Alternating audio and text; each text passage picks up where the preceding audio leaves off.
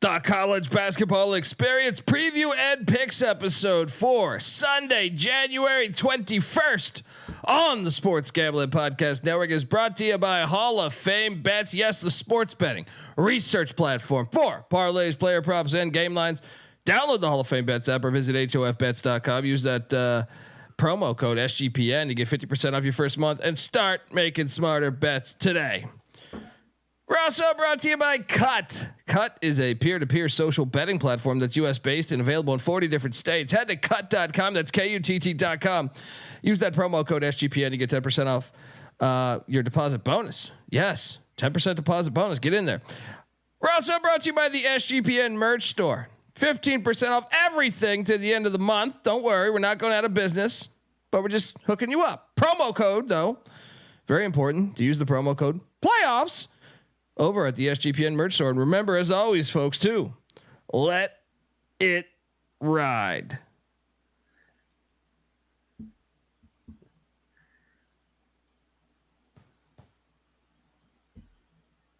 This is my team, Cleese, and you're listening to SGPN. Let it ride.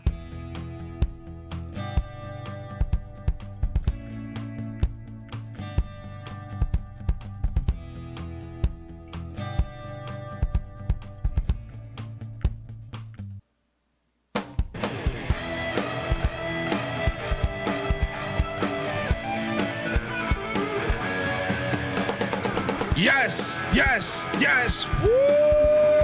Welcome to the college basketball experience preview and picks episode for Sunday, January 21st. Yes, it's a late episode. I must apologize. They were waiting on me, but had shit going on. Had a party for my. There was a party going on for my wife. So I had to go pick her up, baby shower stuff. You know what I mean? Like had to be that guy tonight, and it was pouring rain out. LA's horrible to drive in when it's sunny. So imagine when it's fucking raining. But we got a lot to talk about, folks. If you're wondering who the hell you're listening to, well, my name is Colby Dant, Dan, aka Pick Dundee. That's not a pick. This is a pick. He was raised in the land down under, where a man thinks on his feet, speaks with his fists, and lives by his wits. When Dundee happened, he was a superstar. I'm probably drinking too much and celebrating too much and not sleeping. Would have killed a normal man, but no, that's gone. The medical advice I got from that was like being hit by lightning. Pretend it never happened and get on with your life.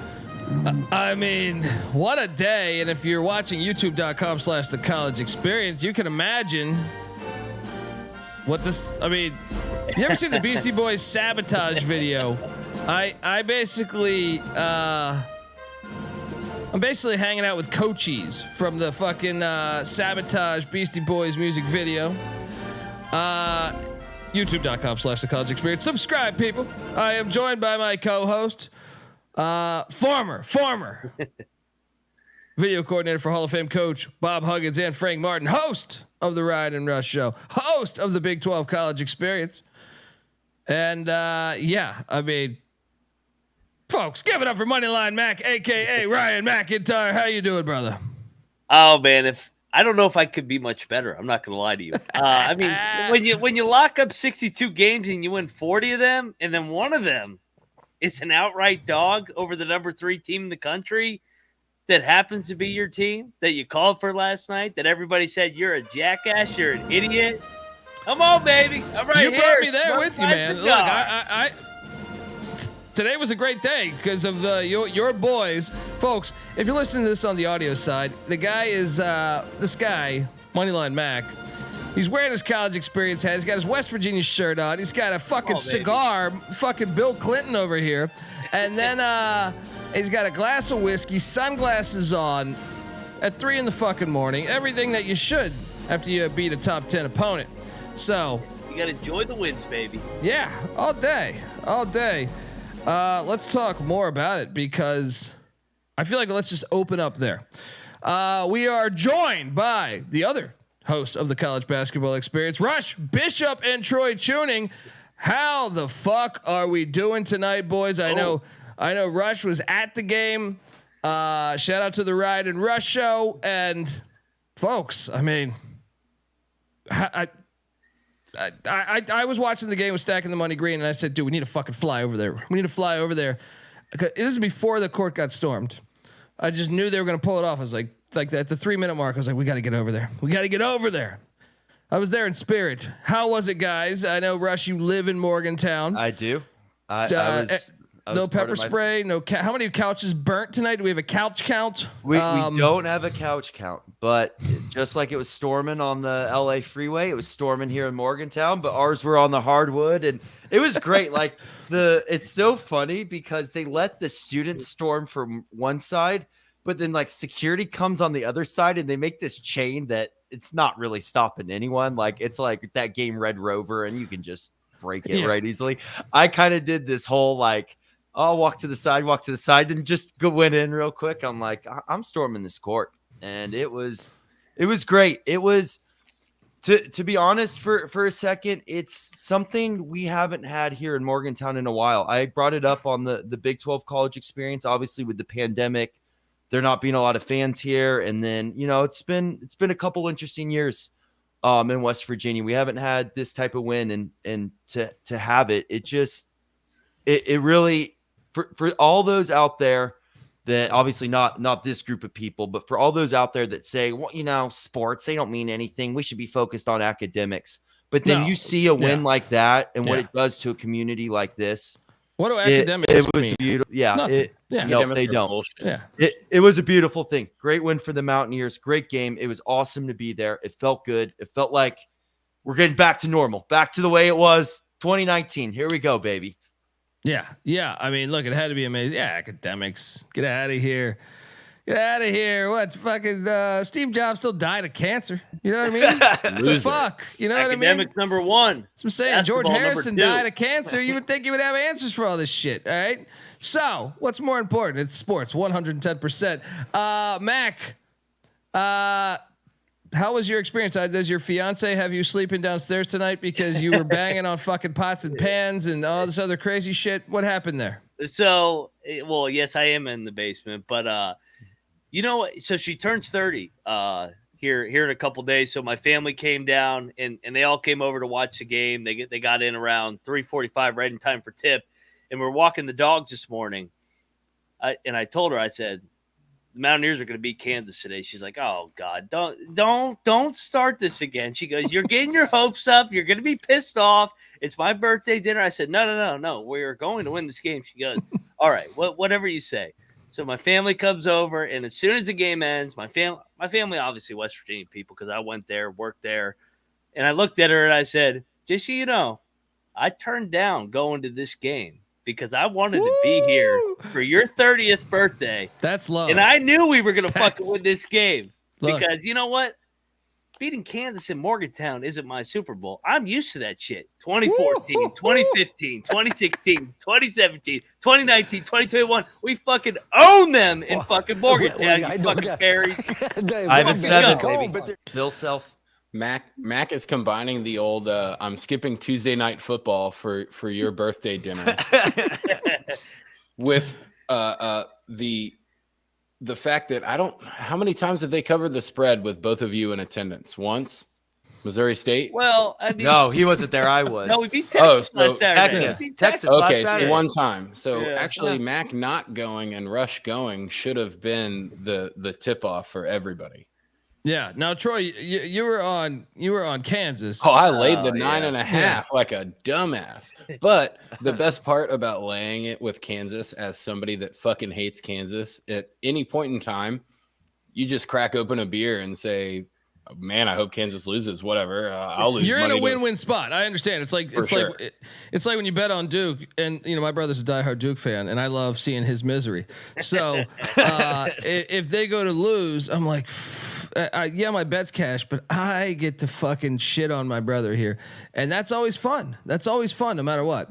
Speaking of Duke losing, how about a look lighter at that shade hat. of blue? Oh my How about- god! This needed a little bit of a lighter Oh shade of my blue. That's all I'm God. gonna Look, say. We had, guys. I mean, you guys had a great win. Let me just say that. Yeah. But we had the best moment of the night. Blake Hinson just standing on the well, scorer's I table. don't- That was the best moment of the Dave, night. I'm sorry, guys. Wow. But Wow. Guys, I'll do it. I'm Just sorry. had I'm to do sorry. it, I'm you know? sorry. I'll jump out. No, But it was great timing from Colby. Look, he's wearing that pit hat. That was good timing, buddy. I All right? always there knew you he's the go. closet pit fan in that fucking LeBaron basement. His fucking windows. Wow. I mean, yeah, what an awesome win. Now, let me ask you, what do you guys think this means for what this? I thought this moment today could be a turning point for the West Virginia basketball season. Obviously, you play in the Big 12, so you'll have plenty of opportunities to play your way back into the NCAA tournament. But now you add that Texas win with a Kansas win, and if you can build on that, maybe good things can happen this year. What, Mac? I mean, am I ahead of myself or what? No, I mean, Noah actually was the one that started it with some jackass on Twitter. They're not on the bubble, obviously. They've buried their own grave, but they haven't had their team. I mean, Jesse Edwards comes back this week. He warmed up today, so we've really never seen a circumstance like this where a team kind of comes together around December and then they actually get their full team together. And now all of a sudden they're playing their best ball. They have a win over a top 5 team, a blue blood, Kansas. They beat Texas. And then this is one of the benefits of playing in the Big 12 is you're going to get quad 1 opportunity after quad 1 opportunity after quad 1 opportunity. They're not dead yet. They're not. I mean, obviously they got a ways to go, but yes, I do think there could be some momentum.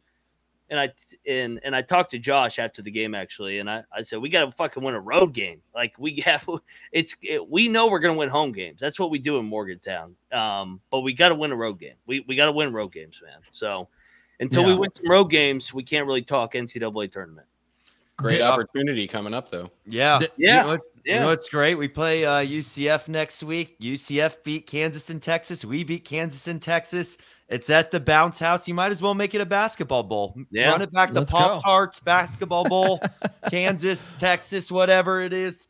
Winner, there's the tiebreaker right there. But yeah, you got the next 5 games for West Virginia at UCF, at Oklahoma State. Then you have Cincinnati at home. Then you have BYU at home. And then they get that weird bye week that the Big 12 is doing now because the SEC challenge. And then we're at Austin. So next 5 games, if you can figure out how to go 4-1, that's going to be tough, but at least 3-2. At least 3-2, which is very possible. I just want to go 1-0. Yeah, one at a time. Baby steps. I But know, I like thinking like that. I can think big picture here. Dave Marino wants to know if it's a letdown spot in Orlando against UCF now. It could be, but I think we're out of letdown opportunities. We've unfortunately we don't have the margin of error to have a letdown spot, so they better get ready to go.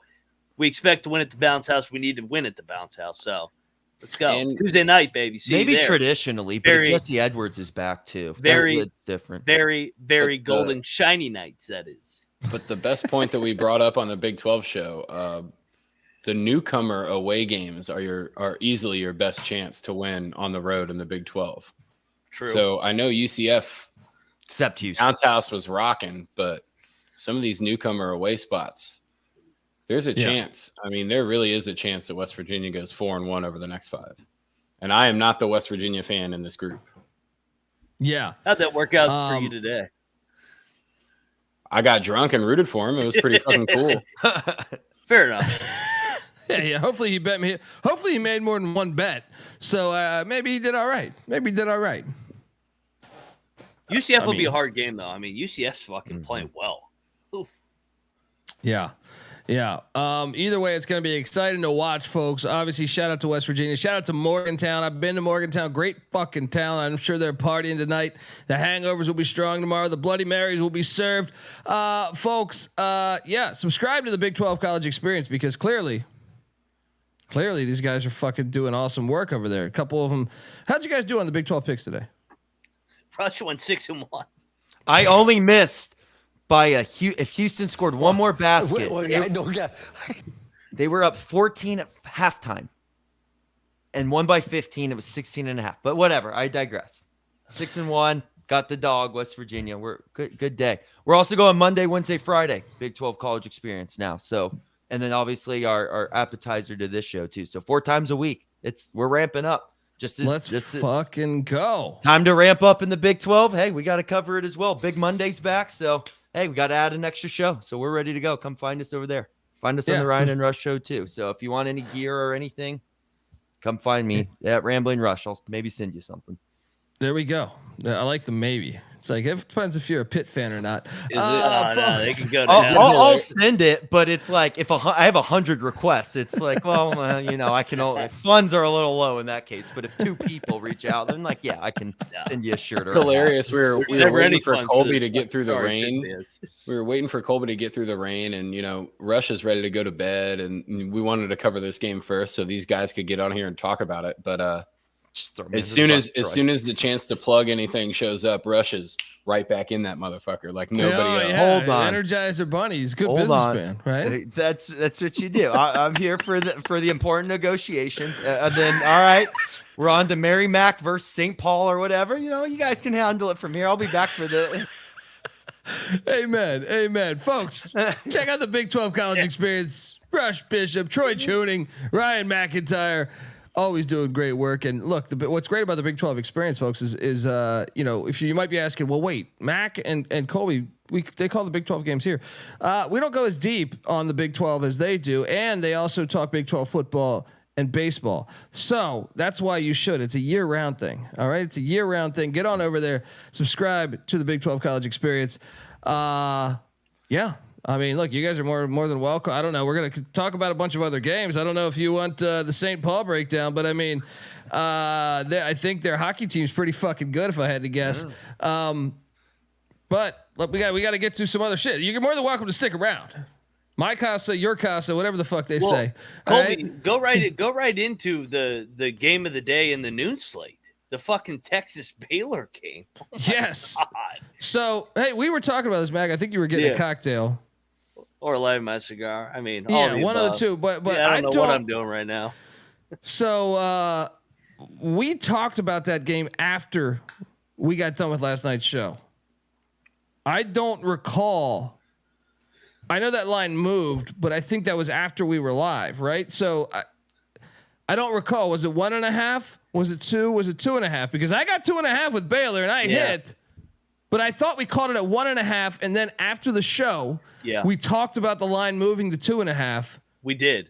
Yeah, I think if memory serves me correct, I was consuming, but and I'll plug the Big 12 Experience again. Like I said, we go live Friday afternoons at the opener, and we gave out Texas as a pick. We're this is a Texas desperate spot. So if you got Texas there, and then if you hopped on Troy's side earlier today at +2.5 or +3. You won on both. What a game. I mean, Rodney Terry sucks, by the way. I mean, they fucking made 10 threes in the first half, and they're only up by 1 because he won't call fucking set. He's still worried about fucking the shiny knights fucking doing horns down. Texas had to have that game. I mean, they had to get that tournament resume going. So good win, Texas. They found a way. Let me ask you something. Did Scott Drew have a timeout? I mean, I was watching that game, but I there were so many good fucking games on at that slate. Did he have a timeout? Because I think after you make that 3, it seemed they were a little bit out of place. I know they were trying to press. Do you call timeout? I know it's Monday morning quarterbacking here. Yeah, I think it just seemed like they were just scattered, and it was like, oh shit, and obviously Tyrese Hunter goes all the way up the court, makes a game-winning shot at the buzzer. Awesome fucking game, folks. I don't know if you love college hoops like me, but if you missed it, for me, a lot of times I throw that shit on the next day. That was a fantastic game, even though the disgusting Texas Longhorns won. I feel like a bitch winning with this too. I was like, I hate this team, but hook them. Yeah. Well, the best part about it was by the time we got done with the show last night, it was at 2.5. So it's like I would have bet 1.5 had I not done the show. The show, because I was like, oh, I'm gonna bet this, but because I was doing the show, I got a better number. It's fantastic for me. Now, Troy, you're a Baylor Bear fan. How devastating was it for you to lose your final time in Austin? Well, I know that that's a game that both teams are going to get up for no matter what. I I mean, Baylor should have won the game by more than 2 possessions. They go 8 minutes of the last 10 or 11 minutes of the game without scoring a single field goal. Rob was correct. Scott Drew does not like to use his timeouts and let anybody else run sets. He's more of I believe in my guys without, having to set anything up. But with I can see a case for that, but yeah. Anyway, continue. No. With the way that Baylor shoots the 3, I would almost think about when the inbounds pass goes to the guy just short of half court and he's able to get rid of it right away. When the inbounds pass goes to that big guy, I know it's a tied game. Foul him anyways. Maybe he goes 1 of 2 from the line. You got 2 timeouts. You take your timeout. You take another 3. You're on the road. You take a 3 to win instead of try to force overtime. Or, if he goes 1 of 2 from the line, you can take a 2 to win the game. Yeah, you can't foul when you're tied up. It's like the NFL thinking, I would rather have the ball in my hands to dictate the ending of the game than the other team. True. No, you got to sit down and guard. Yeah, my thing is the Scott Drew's Baylor teams have been so good defensively over the years. Not this one. I understand that, but I just feel like I don't know. I maybe I'm old school because a lot of times in the NFL when they go for those 4th and 3s now, I'm like, what the fuck are they doing? In college football this year, I thought it was like a pandemic between college and NFL. The analytics say this. I'm like, the analytics are fucking full of shit. I mean, me and Green, Sean Stacking the Money Green from Sports Gambling Podcast, we're in the SGPN studio all the time. He's a big believer in the analytics. I disagree. We have some feuds on stuff like that, but yeah, I don't know. I wouldn't foul. I just think you play defense. I would have called a timeout though, just because Texas has so many talented guys. If they're playing a shittier team, I think maybe you just say okay. But Texas, we know from a talent perspective, they have multiple guys that could beat you off the dribble. So I want to make sure we have something planned out. You know what I mean? They have Asmus. Obviously, they have Hunter. They have just a slew of guys that are capable of beating you with game-winning shots off the dribble. I'd want a timeout, but hey, I'm just a fucking idiot over here who is not a millionaire like Scott, unlike Scott Drew. And to be honest, it was that was a pretty tough shot, even though it was right by the basket. That was a pretty tough shot to hang in the air and get it off right before your foot hit the ground. It's not like they played super duper poor defense on that last possession, but there's definitely we probably could have played a little bit better defense if we had a chance to set up. Well, I think the problem is you get Tyrese Hunter, who I think is so explosive, right? He's so athletic. You get him by that point, by the time he got to the free throw line, I was like, oh fuck. Oh yeah. He's making this. He's making this. Cause I thought it was, even the defender looked out of place. He looked like, oh shit. It's tough to lose a game like that, but you could tell how much of a degen I am, knowing that if the guy misses the shot, we're going to overtime and the 2.5 might not cover. As soon as he gets inside the 3-point line, I'm like, oh my God, please make the shot. Please make the shot. Yeah. And what a crazy shot by Baylor to tie the game too. Yeah. WU guy, Bridges. Definitely right in his fucking face. Yeah. We could have used that 2 years ago when Ryan's last year's a video coordinator, when we lost 8 1-possession games and only had 3 Big 12 wins that year. A couple of those would have been nice, Jalen.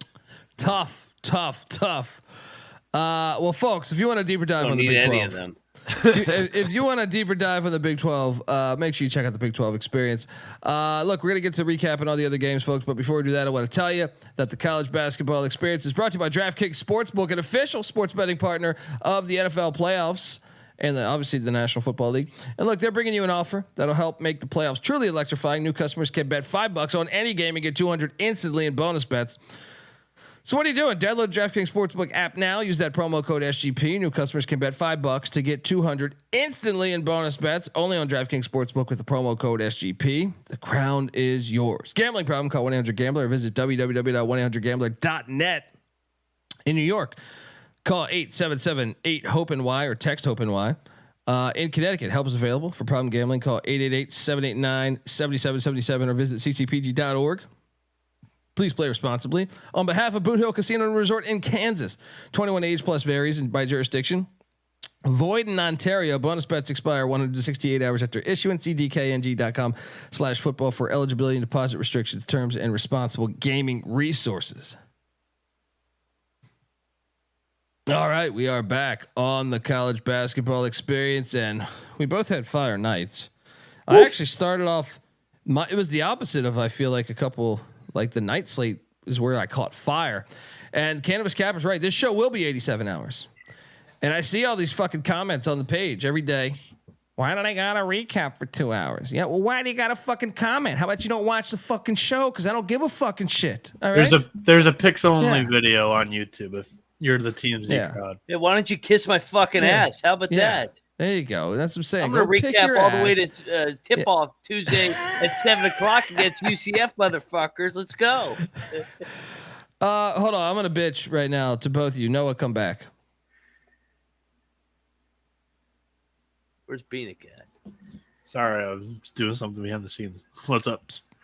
St. John's is better than Marquette. No, get out of here. I knew you were going to say that. No, they made it. No. Fuck you. They made a one run. St. John's was up 75% of this fucking game. 75% of this game, and that call, 94 feet away from the fucking basket. When that is a steal, that is a fucking steal and a foul on Marquette. Bullshit for Rick Pitino not to get that call in his own fucking hometown. Either it should be a no call or that should be a foul on fucking Marquette. That is bullshit. Absolute bullshit. Enjoy your fucking lock battle win because that is a crock of absolute fucking shit. I didn't lock this. No, I'm saying Mac. Me and Mac. I ended up locking it this morning. Time out. Marquette missed 6 free throws at the end to fucking not cover. Like, dude, but no. But dude, Marquette went on a 14 or 15-0 run. Besides that, the rest of the game, St. John's was up like 4 to 6 to 8 points the entire game. I agree with you that was a horseshit call. Marquette should have won the game. No, they have a better roster. No, they do not. Yes, they are fool's gold this year, man. They're not a good team. They're not that good of a fucking team, man. You're getting caught up in the Pitino shit. He's great. Dude, he was robbed at Creighton. He was robbed today. Those are two Big East wins that need to be on that fucking record. All right, you're chasing that top four. That is a crock of shit. All of a sudden, you look up. That's 3 losses in a row. Absolutely awful call. That referee should never work a fucking basketball game again. He's calling that. He can't even fucking see. The guy right in front of him, the ref right in front of him, doesn't even blow the whistle. Absolutely fucking terrible call. If I'm a St. John's fan, I'm burning down that motherfucker's house. All right. Well, I do agree. It was a horseshit call, but Marquette's better than St. John's. No, not only was it a horseshit call, it was a foul on Marquette. So he stole the ball, then he gets fouled. So he should be at the free throw line, down 1. Get the fuck out of here with this shit, man. That's 2 games in a row. Rick Pitino is the most legendary coach in college hoops. He deserves to get that should not be a fucking call. Anybody that misses a game with COVID in the year 2024 does not deserve a call. I do not agree with that. Fuck Rick Pitino. At least he had the decency not to wear the mask. At least he had the decency not to wear the mask. Oh God, I would have turned it off if he did. It's just a crock of shit. Absolute crock of shit. That game, I almost threw the fucking controller at the fucking TV that game. Get out of here, man. Now, nice call on your boy Frank Martin. Well, oh yeah. Speaking of Cuban cigars, I got a Cuban cigar right here, baby. Yes. UMass 81, George Washington 67. Get them frauds out of here from G-Dub. My guys won. I didn't join you on this. I was a little terrified of this one. I was like, I'm taking UMass, but I don't feel great about this one. And I'll be honest, like early on, I kind of thought G-Dub might win the game. It was like tied up at halftime.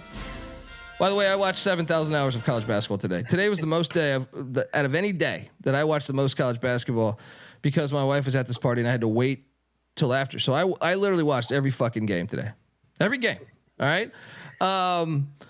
Shout out to UMass as they get it done. Now I'll say this one. This was a lock battle win that was over in the first 2 minutes of the game. For you. You won. Almost didn't win though. I know, and that would have been the biggest bullshit. That would have been like Marquette winning. Let me tell you something. Penn State was down 18-0 to start the fucking game. 18-0, and I go, okay, there we go. Let me Let me just light my face on fire right now because it's absolutely ridiculous. All right, 18-0 to start the fucking game. Penn State only lost by 12. So what? I got 10.5. So one bucket, and I would have fucking covered this, but no. I ate a big old bundle of shit on Penn State, and you can't start your games 18-0. No. What the fuck, man? I mean, at least entertain me a little bit. What the fuck? Just don't even put the game on the schedule. All right. Yeah, no, I mean, so I highlighted that Ohio State ultimate buy low spot. Penn State had just stormed the court. I hope this isn't a preview of West Virginia storming the court. But yeah, Penn State was flat as shit. They literally covered from 90 seconds in because it was 10-0 at the 18-20 mark of the first half. Dude, it was absolutely incredible. ridiculous. It was incredible. I said, well, that's why the line was 9.5. I'm just like, how about you fucking can you get an offensive set going? You're shooting all you look like you never played fucking basketball. Running around, shooting all these crazy ass fucking shots. Someone set a pick. Get something going. Yeah. So I ate shit there, but I did have one of the better plays of the day. I think I brought you along here. Robert Morris, IUPUI. Oh my God. This one. You never ambush. Dude, this was almost like the Ohio State game. Robert Morris was up it wasn't 18-0, but I'm saying they were up by 20 within 5 minutes. Within 5 minutes of this game, it was like 25-5. And I was like, this one is thank you. I needed this to fight that Penn State ass whooping. Bob Morris gets it done. That was my first win of the day. And can we talk about this game? Because me and you both locked up Michael Crichton. I actually think this might have been the best basketball game the entire year. I know we had that FAU Arizona game. We've had some other like that crazy Vermont game, but oh my God, the roller coaster. I don't even care if I won or lost this bet. Just the roller coaster it took me on. This was the greatest game of the season, I think. I mean, this was bonkers. I thought Creighton won this game before overtime. I thought they lost it in double overtime. Just a bonkers game. Your thoughts on Creighton as we somehow came out victorious, laying Creighton -2, and of course they win by 3. I don't know how the fuck we got this done. What a win and what a game. Incredible, man. Yeah. This is college basketball, I always plug the Big 12 is the best league. It's not even close, but the Big East is so fucking fun. The home atmospheres, the hatred. And you know what, man? And watching Marquette St. John's, Seton Hall, Creighton, it's like a fucking rugby match every game. I mean, there were missed foul calls. Those teams beat the shit out of each other. I loved every minute of it. It takes me back to the good old days of West Virginia and the Big East. I mean, I love no fouls, no blood, no foul. Love it. Yeah. Great win, Creighton. Yeah. Great win, Creighton. This game was bonkers, man. Like, I don't know. I don't like anyone that watches the NBA. I'd be like, why do you do that when you can have this? You have this. This game was fucking insane. You know what I mean? Like, it was just, yeah. NBA fans had Kentucky versus Georgia tonight. Exactly. Oh, I had Kentucky. Don't even get me started on that non-coverage. Oh, I had the Bulldogs. Go Dogs! That was bullshit. Fucking hate Kentucky. This one, I told people out there. I told the listeners, never take the pussy pack. All right, the pussy pack with their coach with their little mask on. All right. They're going to fold. I know they pulled that win out of their ass against Wake Forest the other day, but you knew it wasn't sustainable. We knew it wasn't sustainable. The Hokies go into Raleigh and win 84-78. Why didn't I bet this game? We should have. I mean, Virginia Tech, desperate spot. NC State, just they're cowards. It's such a front runner program. I'm not a fan. Even though I have made money off them recently. They're cowards. I don't like them. I don't like them at all. Yeah. And today's 9 a.m. slate. Oh, man. Dude, unbelievable. Syracuse, Miami. How about this one? Like, this game, I didn't have a bet on this game, but I kind of thought, if you had told me at the 2-minute mark, I thought Miami was gonna win this game, or 3-minute mark.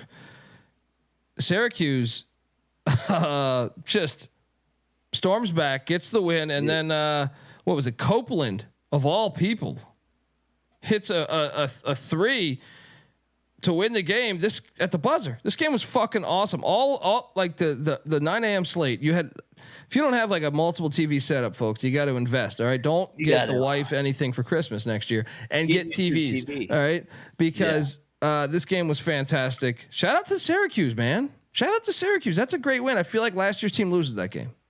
And you know what? You can add. You can play my music, because I did add this when I saw Norchad or Mir was going to be out. I'm like, well, Miami doesn't play defense anyway. He's the only guy that protects the rim a little bit. So I got lucky in this one. Miami probably should have won the game, like you said. Dude, my preseason bold take of Miami not being an NCAA tournament team may actually come true. Well, especially with the one between Louisville and this. Yes, and Florida State at home. Well, the Florida State one, though, I almost feel like on the resume won't even.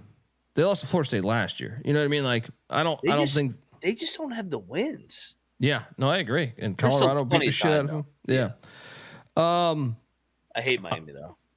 I lost $100 on Louisville to start. So I started off horrible. I mean, with the exception of a couple, like I hit on Baylor, Creighton, and Robert Morris, but I definitely had some ass whoopings here. Louisville, I took Louisville plus the points. I took Rhode Island plus the points against Dayton. That never had a chance. Oh my God. That was the worst play of the day by us. God. What is this Dayton team, by the way? Have you seen, I mean, they've won 12 or 13 in a row? Yeah. Shame on us. I mean, they didn't cover the other night when we took St. Louis at their place. We should have known they probably were not going to just lay 2 eggs at home back to back. Yeah. Yeah. And then we had another great game. We barely got this thing done. We had Boise State +1. Whew. I mean, they were the better team. They were. They deserved to win the game. If anything, San Diego State hit a 3 at the final seconds of the game to make it a 1-point game. But still, it was kind of Boise State was up. It was, to me, it was a lot like the St. John's game. They were up a decent chunk, majority of the game. Yep. Now, there wasn't a 15-0 run by San Diego State, to be fair. Boise, they continue to fuck up San Diego State and Boise. The Mountain West, as Cannabis Capper says, is such fire. He's so right. Shout out to Kevin Bowman as well, longtime listener. What's your thoughts on Boise, man? This is they're going to make the tournament now. I feel like the Mountain West should get 6 teams in. They should. I fucking love. It's like they're the mini Big 12. Like it's just, they really are, man. They really, and it came out of nowhere. Yeah, I don't think people realize when I was watching the Big 12 in the 90s, and I was Colorado, who I rooted for, was in the Big 12. I wanted to talk shit about the Big 12. But I thought it was easily the worst Power 5 conference back then, or Power 6 conference. Yeah. To see what it is today, and to see the Mountain West was even worse, and to see what that is today, it's truly remarkable. It's truly fucking remarkable. Huge win for Boise. The North Dakota Fighting Hawks drilled Noah Bieniek's Denver Pioneers. Didn't bet this, but I picked it incorrectly. I did bet this and I lost. Oklahoma 69, Cincinnati 65. Wow. Oklahoma was the better team all day. Cincy did make a little run, but they weathered the storm. Porter Moser gets it done. I pissed, Porter Moser pissed in my face, so to speak. Your thoughts on this one? Shout out to R Wright 3011. 3,111. He gave us $10. Appreciate you, R Wright 3,111. Your thoughts on the Sooners going into Cincinnati and getting that dub? Dude, I and Troy, hop in if you want. That was extremely impressive by Oklahoma. I mean, to go into Cincinnati off the TCU overtime win. I think maybe the teams that played in that emotional overtime game with TCU and Cincinnati came out a little bit flat today. Just from what I saw, but you got to give Oklahoma credit, man. I've been down on this team, or I think they're a little bit overrated, but they continue to win game after game. 15-3 now. 15-3. Porter Moser's doing a good job. That's a hell of a win. 3-2 in Big 12 play. Great win. Are we ready to start listing Porter Moser on the short list of Coach of the Year? No, he's a candidate. Absolutely. He's got to be at this point, right? Porter Moser went from conversations of being DePaul's next head coach to Coach of the Year. Yeah. That's how it Yeah, goes. in like 3 weeks. That's hilarious. Yeah, to be in Welcome to Louisville, college basketball, baby. to be in Louisville's next head coach, huh? Yeah, wild. They have Texas and Texas Tech in Norman the next 2 games. So if they win those 2, you're talking about 17-3 to start the season. Yep. Sooners doing the damn thing. Troy, who were you on in this game? I actually laid it with Cincinnati. I thought Cincinnati. Me too. I thought this was a smash spot at home. And again, like I talked about earlier, the newbies, you can't really use the home handicap for the newbies in the Big 12 quite yet. I know UCF a couple, but a lot of these newbies are getting picked off at home, and they're going to figure out, man, that's going to cost us a chance in the tournament. Like, we're going to be a 9 seed now instead of a 6 or a 7. But the one thing you got to look at in these Oklahoma games, if you think that Oklahoma has a chance to win, bet the under. Because when they win games, they're not blowing people out and beating them by scoring. They're dictating the pace and kind of slowing it down. And it's kind of weird because, you know, the thing about Porter Moser is he wants to be very deliberate and he wants his team to, you know, kind of bog it up. That seems like it's going to kind of work in the Big 12. That's what I thought initially, but it was the first couple of years, growing pains. You know, it's a different league than they weren't even in the A-10. They were in the Valley back when he was at Loyola. But yeah, I mean, he's got less white guys this year. He's way number one more key. athletic. The first thing, if any coach called me and said, "What's we doing? You got to get less white guys. You got to get less white guys." Unless you're in the Ivy. There's a good blend. You got a Matt Bullard that can stretch the 3-point line. Okay, that's fine. Mark Madden. The go-to like 90% shooter that plays the last 2 minutes of the game for offensive defensive subs and just makes 2 free throws and walks off the court. Like, that guy is always going to have a spot. But when it comes to running the floor up and down, I think I'm going to give my advantage to the non-whites. Yeah, look, and you can always have that one white guy on the bench that's kind of like an assistant coach. You might call out something he sees. You know, you do that. Shout out to Kevin Bowman who gave us $20, and then Danny Dumbshit, legend, gave us $10 as well. Big legend. Yeah, both of them are great. I've known Kevin for a while too, man. Kevin's a great guy. So yeah, man, what a great win. What a great win for Oklahoma. Next up, me and Moneyline Mac. You want to talk about play of the day, maybe, besides West Virginia, which we took. VMI Moneyline. Oh my God. The military. Oh my God. I got you, dude. This is on you, Mac. I was prepared to take the points, but you were like, they could win this on the money line. I was like, you know what? You're right. You're right. This is 2 academies going at it. Yeah. This was you. You cannot lay 8 or 10 points. They stormed the court. Yeah. They stormed the fucking court. Oh man. I believe we can coexist, baby. There's no doubt in my mind that VMI and college basketball can coexist, people. They lost by 52 nights ago. What did they do? They turn right back around and win on the money line. Yeah, I don't want to hear one fucking negative. I mean, I do because I enjoy it, but kiss my ass. If you're giving out plays of VMI money line after losing by 50 fucking points, I don't think there's another podcast on the fucking planet doing that. So I don't give a fuck, but I mean, I never give a fuck, but I mean, they lost by like 50 points 3 straight games. Listen, play. Yes. Buy low spot. Unbelievable call. Now, I needed these money line plays between them and West Virginia. Early on, I thought I was going to have a losing day because teams like this, Arkansas, Eric Musselman. Oh. What in the fuck? Dude, they're done. They're terrible. Done. And now I think we actually need to start talking about South Carolina's 15-3 as well. Dude, yeah. I was thinking about this. South Carolina's lost to Georgia the other day. See, I thought that was a big moment for them, and they shit the bed. They lost. It was a close game. They lost, and I thought maybe they're not going to make the NCAA tournament, like I kind of thought was possible. But I also had them losing this game. By them winning this, to me, it makes up for the loss to Georgia, because I didn't think they were gonna. When I went through their schedule, this is a huge fucking win. They're 15-3, and the next 2 games are Kentucky and Mizzou in Columbia. So you want opportunity. Now, I'm not saying they're going to win both of those, but you got to love the opportunity that is in front of them. If you're a Gamecock fan, you're not thinking you're going to be 15-3 to fucking start the season with Kentucky and Mizzou coming to town, a chance to go, to 16 or 17 wins. I think this is more about Arkansas, man. I watched the second half. They suck.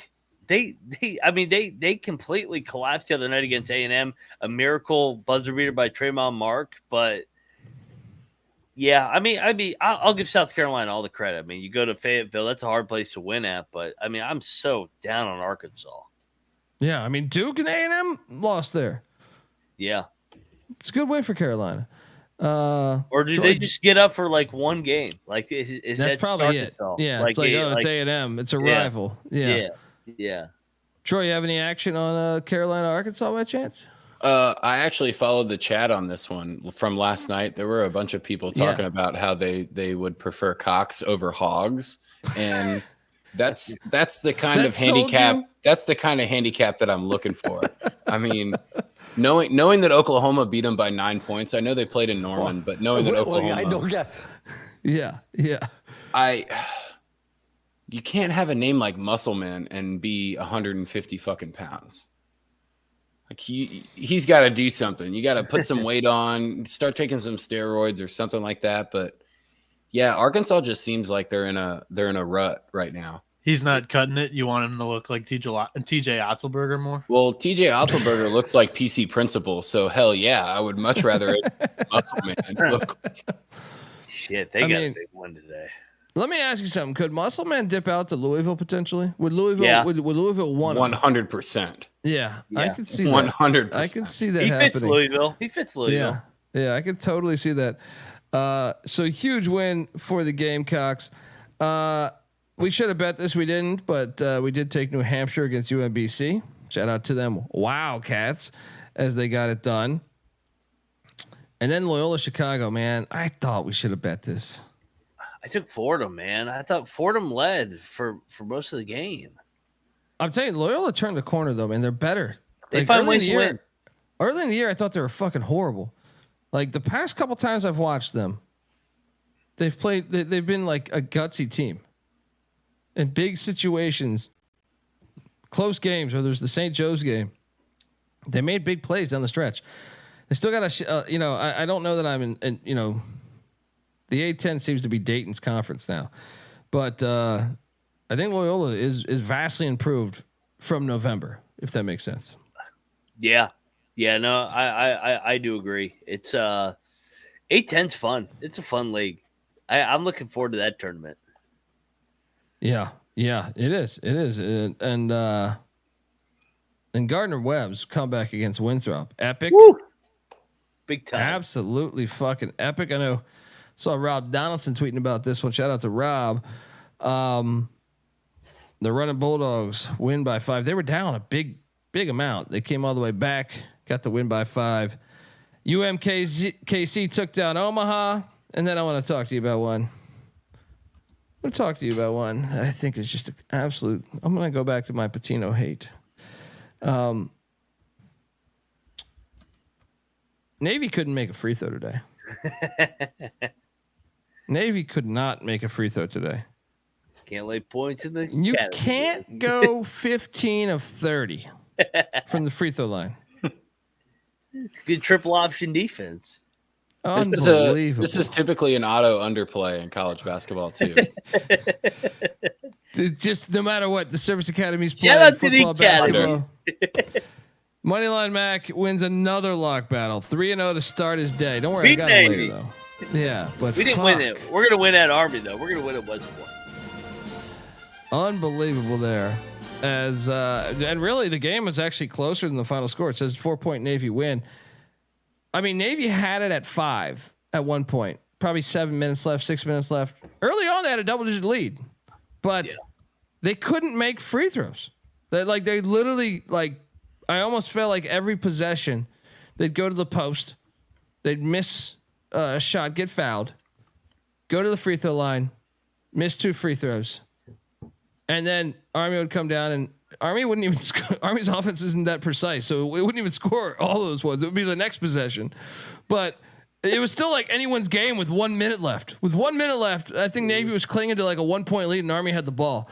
It was actually a fun game to watch, but fuck, man, Navy you would think if you're gonna be in charge of important shit, maybe you know how to make a fucking free throw. All right. Don't you got to know like all this crazy shit in the Naval Academy? You got Connor Stallions, all this other shit going on. I watch Hunt for Red October. I watch all this other shit. How the hell do you not know how to make free throws? All right, simple fucking thing here. Yeah. The only guy in our fraternity got kicked out of school for having too low of a GPA was doing we only had Army ROTC or whatever at our school.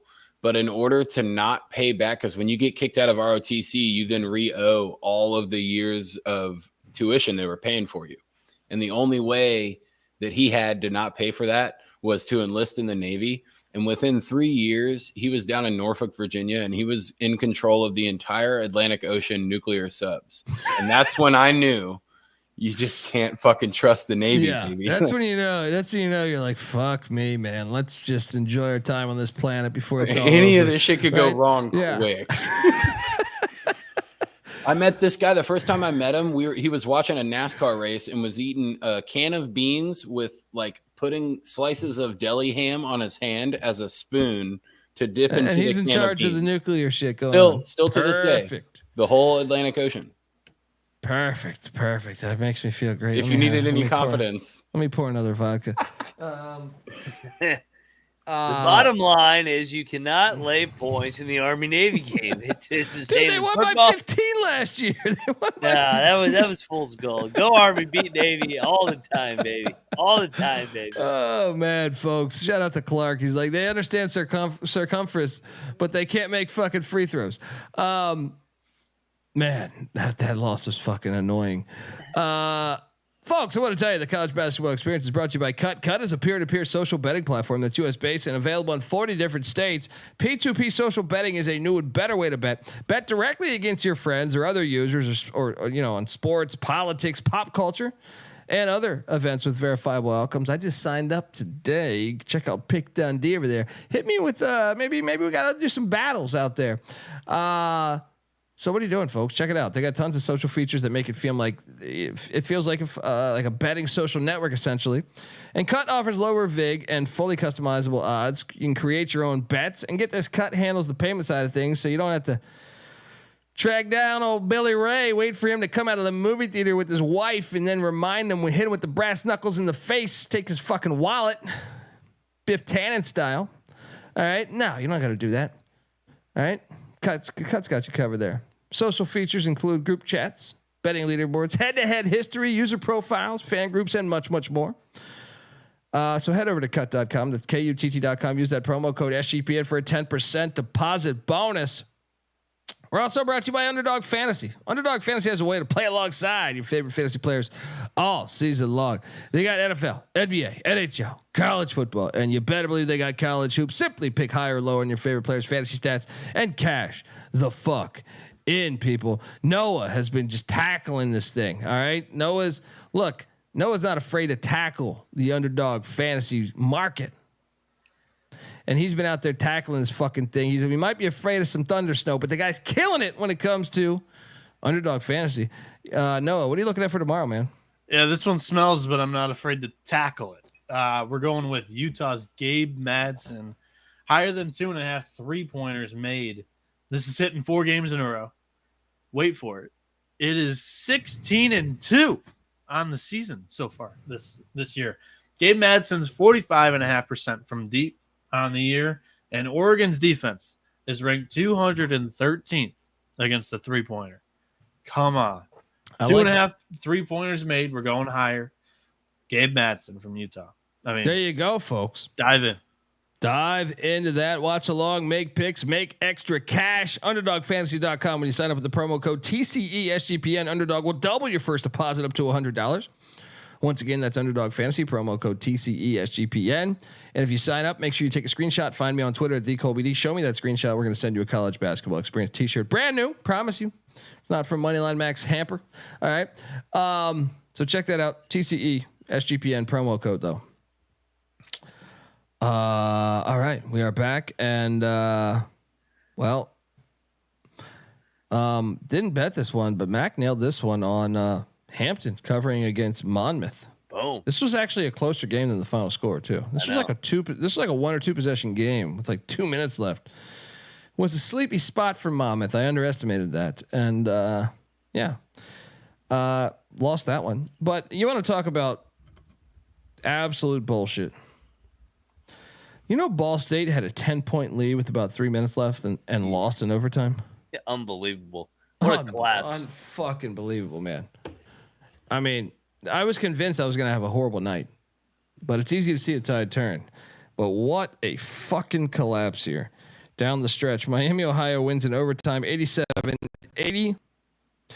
Western Carolina and Furman was a bit of a classic. Furman wins by 3. This was a back and forth game. Like I said, Friday night would have been amazing. It was still a great game on a Saturday, but I don't feel like the world watched. And then I know we can all talk about this one. I did bet TCU, and TCU started playing basketball with 5 minutes left and actually made it a 1-point game, but they sucked the entire fucking game. Iowa State beats them again on the road, 73-72. TJ Otzelberger has Jamie Dixon's number. I know. He owns it. I'm curious both your thoughts on this game, and what'd you think of this one, Mac? Yeah, I Iowa State without Lipsy, the starting point guard, punched him right in the mouth, and it was just too much for TCU. I mean, if the game was 5 minutes longer, TCU probably wins by 10. They had turned their momentum. The athleticism was wearing them down. But, I mean, you got to give Iowa State credit with their staff. They found a way to get a huge win for them. Big road win. I mean, they're 3-2. They got both Kansas schools coming to Ames this week. They're going to beat Kansas in Ames. We know that. So, I mean, they're sitting in a good spot. Troy, I know the folks out there that don't have YouTube, they're not seeing that you let your hair flow freely, and that's their loss. Besides, who'd you bet in this game?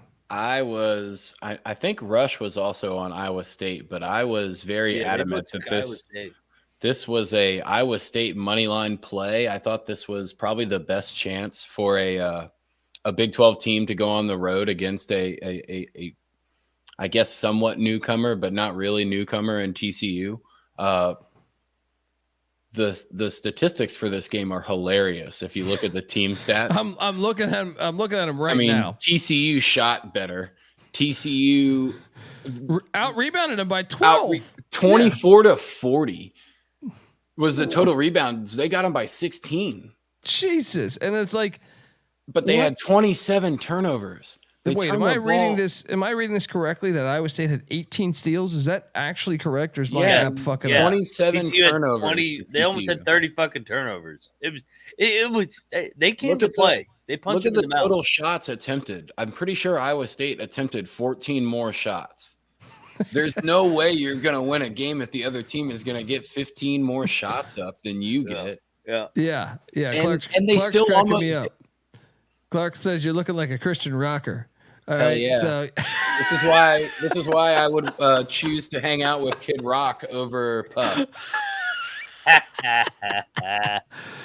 Oh man, no, you're right though. The stat sheet is hilarious here.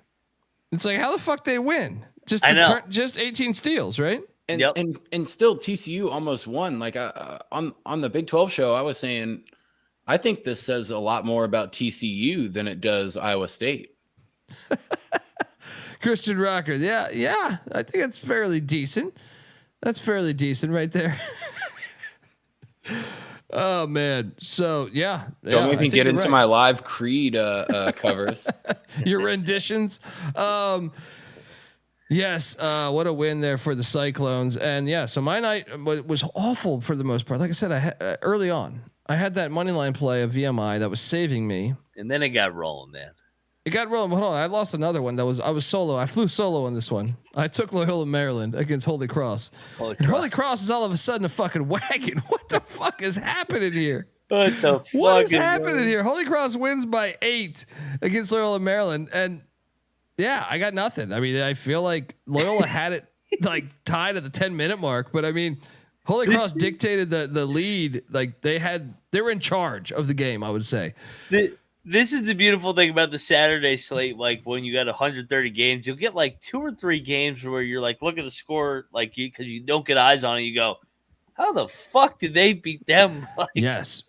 I mean, unbelievable. Yeah. And by the way, I know the chat will say, dude, you seem like you lost. I went 34 and 18 today on my bets. 34 and 18 with 2 really fire money line plays via my West Virginia.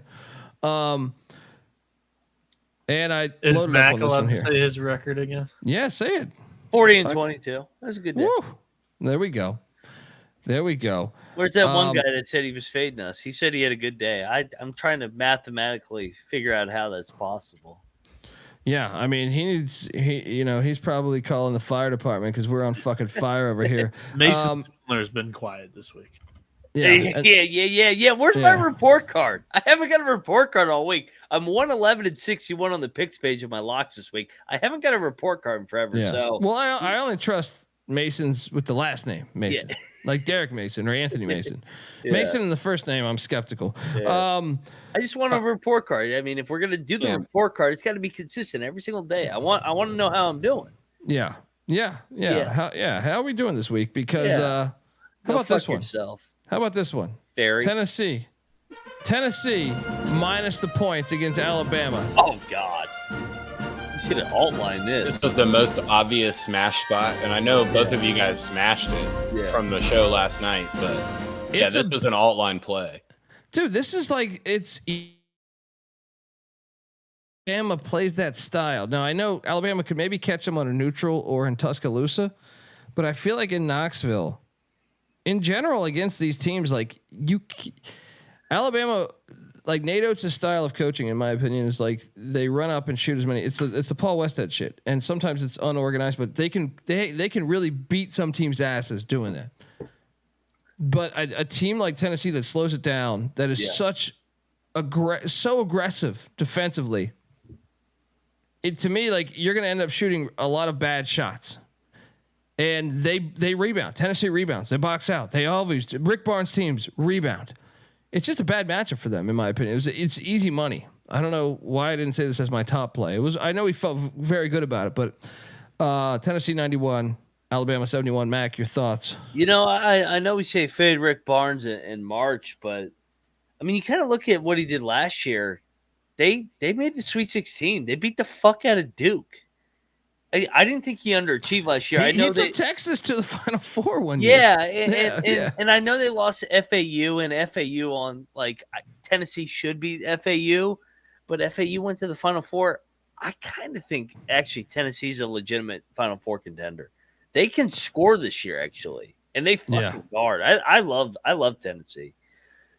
They got the white pride, baby. The white pride. They got the best basketball player on the court in pretty much any game that they're gonna play. He's fucking. He is, dude. To think he was just sitting there. What was he? Northern Colorado. Yeah, he's a perfect the fuck, fit. man. I mean, he's got to be on the short list for player of the year. Yeah, Alabama, by the way, 22 turnovers to 6.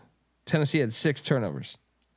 Unfucking believable. That's the difference in the game right there. Maybe white player of the year, Asian player of the year, or Canadian player of the year. Like that's already wrapped up. Tamanaga. Insanity. We'll get to I was him in a gonna minute. I was gonna go Edie, but right-handed player of the year, not left. Edie, fuck Edie. He's got enough fucking awards. He's not the real fucking Asian player of the year. You know what's easy money too, and we try to tell people this the amount of resistance we get on this Mac is hilarious. They were down 10 in this game, by the way. Are you talking Colgate? Yes, they were getting fucked up. I go, The system play is back. Yeah. Colgate wins by 16 against Boston. Hi, how are you? I know some people call me a dumb shit. A couple weeks ago, 10 days ago. Colgate's winning games now. I said you got to trust the process. If you're coming in with short-term money, you know what I mean? Like with Colgate or our system plays, you're not looking at it correctly. Like you're going to have nights where you lose. You're just going to say, okay. You got to blindly say the system is going to work over the whole season. Happens every year. The market misses. The market doesn't understand them because the market's just plugging in an algorithm. And the algorithm says when they schedule super aggressively in the non-con, they end up getting fucked up by a bunch of teams because they're a bunch of fucking white guys and like one or two awesome black guy, right? Yeah. And then that's why they always lose in the first round. Yeah. But my point is like when they enter Patriot League play, the number says, "Oh, this is a 6-point spread," and you're like, "No, they're dialing up that algorithm. That algorithm does not understand that Colgate is way fucking better than every team in their fucking." And same with Vermont, and same with another team out west that we'll talk about. Yeah, easy play here. Colgate's awesome. I might move to wherever the fuck Colgate is. I was shocked. And I know Rocco Miller was tweeting about this. What's up? Shout out to Circle Jerk Back Jen. A great name, by the way. I like what she is saying here. I mean, if Vermont or Colgate get off to a slow start, you know they're going to pull away in the second half. It's like Kansas at the Fog, right? Yeah, I like it. So thank you, she, Circle Jerk Back Jen. Thank you very much. I like it. Yeah. Well, I don't get. Politically correct over here. Come on, dude. Rocco Miller was tweeting about this one, man. Drexel, Delaware is normally a close game. Drexel drilled. Dude, we need to start talking about Drexel a little bit here. Zach Spiker, baby. They're 15-6. I know.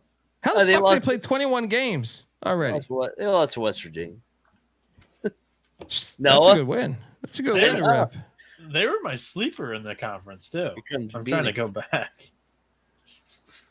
I mean, I'm actually very intrigued with the CAA this year. I had Drexel second in the CAA on our show. Shit, okay. They're currently in first, folks. Yeah, looks all right. Yeah, they're good. Bradley drilled Belmont, 95-72. Oh, they're rolling. Holy yeah, shit. Bradley at home. If they played the national championship, if they played the whole tournament in Carver Arena, Bradley would win the national championship every fucking year. Ever since Hershey Hawkins. Yale drilled fucking Dartmouth. Fucking Dartmouth. I still took the points. I didn't bet this, but fucking Dartmouth, you lame ass fucking dots. All right, you don't even go to the fucking board. Yale's nasty. Top of the Ivy's nasty. Even Kramer was sitting in the studio saying, he's like, "What's up with this Ivy League this year, man? This Ivy League's really good."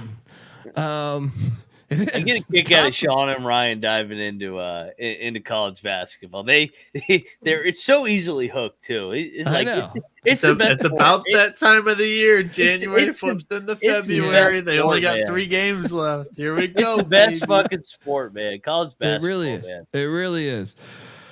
We're going to recap some more, folks, but I want to tell you that the college basketball experience is brought to you by Hall of Fame Bets. Win bigger by betting smarter this NFL season with Hall of Fame Bets, a sports betting analytics platform. Parlays, player props, and game lines. Research every NFL, NBA, and soccer bet with historical stats and data. Stop betting in the dark and join over 30,000 users researching with Hall of Fame Bets to craft more intelligent, data-driven parlays. Download the Hall of Fame Bets app or visit HOFBets.com. Use that promo code SGPN to get 50% off your first month today. Start research and start winning with Hall of Fame Bets. We're also brought to you by the SGPN merch store. 15% off everything in the store from now to the end of the month with the promo code playoffs.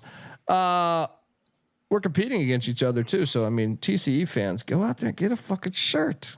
Kind of helps us. Pick Dundee, eat shit pit. Go there and get it. 15% off promo code playoffs. All right. The comeback was strong for Dundee today. And it started right here. with the Arizona. Oh, I want a lock battle against one money line Mac. Arizona State 82, USC 67. Your thoughts on just USC being the worst team? What happened to USC? They controlled the game early, and then I looked up and they're down 16. I go, what the fuck happened to them? Yeah, I will say this. At the studio, I have I tweeted out this segment, or I'm sorry, I tweeted out the setup that we have, and it was like a back and forth 2 and 4 point game, and like I got focused on another game's ending, and then I look over and I'm like, oh, Arizona State's up 16. Oh, what the fuck happened here? I know. Yeah, Clark's saying he watched the whole game. USC has so many turnovers. I wrote Arizona State. I thought Hurley was talking to his players that last game. I thought that he was talking. I thought he was milking the. You know how the Hurleys do. I hate. It's about beating the refs up here. You know what I mean? But also USC sucks. I don't know. Troy, do you have anything on this one? Yeah, the chat was goofing around on the USC play. I know somebody said something about how there was a bunch of Southern Cal kids hanging out in a dorm room or something, watching the show on the TV. That was pretty cool. The problem was a couple of other people in the chat were like, yeah, instead of 4 points, Bronny's going to go off for 7 or 8 points. Well, he had seven on 6 field goal attempts. So way to go, Bronny. I tried to make the joke in the chat to Mac. How about his jackass dad? Mac. He could start for the Lakers. Get the fuck out of here. Mac, I know you I mean, what is your dad hate gonna the say, James though? family. I know you hate the James family, Mac, and you laying money on the James family is always something that I won't necessarily fade, but I will never tail. I'll say I will never this. take another TMZ team again. Fuck. Yeah, fuck USC, and I agree. But I'll say this, man. I was once hanging out. I had some roommates that were in a band, and there's a old school famous musician named Lou Rawls, right? Go listen to Lou Rawls. He's got some great music. But we knew his son, and we thought it was great that like he was interested in signing I wasn't in the fucking band, but I would drink off their bar tab. So I felt like it was I felt like I held that band together by my fucking my whiskey orders. You start hanging out with him, and then you realize that the guy's really just full of shit. I actually felt bad for him, man. I actually because he's this famous guy's son, and I was like, fuck, man, I would never want that to be me. You know what I mean? Like, I would never want that to be me. So, I mean, look, and Bronny, like you said, man, like he's not a bad player, but the expectations put on him by his old man is ridiculous. And he's probably I don't know him. I mean, maybe I just feel bad for him. You're set up to it. You know, yes. Do you have wealth out the way? You know, a lot of people would look and say, oh, he's got so much wealth. He had opportunities people didn't have. Sure. But I also think like you also come with this. I remember a friend of mine, he's gone now, but he was a big fan of SGP, and he was great friends with Martin Sheen, and he would tell me he would go hang out. He was the first Latino editor, film editor in Hollywood, and or at least the first one like getting credits. And he would say, man, I would hang out with Martin Sheen, and he was like, I would go to his parties, and Martin Sheen's a great guy. But he's like, I definitely watched them lace acid with Charlie Sheen on his like 9th or 10th birthday party. Like the kid's having Kool-Aid and he's fucking just sitting there, has no idea that he's just doing acid. Right. Yeah. And I remember like thinking, cause my mom would always like after Charlie Sheen had just such a crazy life, you know, after he got famous, and my mom would, you know, see the tabloids and say, oh, he's trash, you know? And I thought, when I heard my buddy's stories, I was just like, fuck, man, could you imagine being like, I had a normal fucking childhood where I was like thinking about fucking sports or something. I don't know. Like, like, can you imagine doing acid at 9 or 10 years old? Yeah. And I'm like, fuck, man, I would never want to follow a fucking super rich person. So I don't know. Anyway, I think he's probably a good kid. I mean, it's just like you said, man. Yeah, Just but another reason Jordan will always be better than LeBron. So. Well, for sure. But the I Bronny. know that turned into reason to that. I love how we're LeBron. yeah, I feel sorry for me. You know what? Jordan's better than LeBron. You know what I mean? Not Jordan? even a fucking debate. If we do this on every Fucking show, we'll be on LeBron outta ESPN in here. no time. Oh man. I was gonna say that the funniest handicap about Bronny is you go back to the Deion Sanders. Like I don't really want the guy from the 2-parent household that's comfortable and has money. Like I want the guy grinding and trying to get everything. And you know what, man? Deion takes a lot of shit.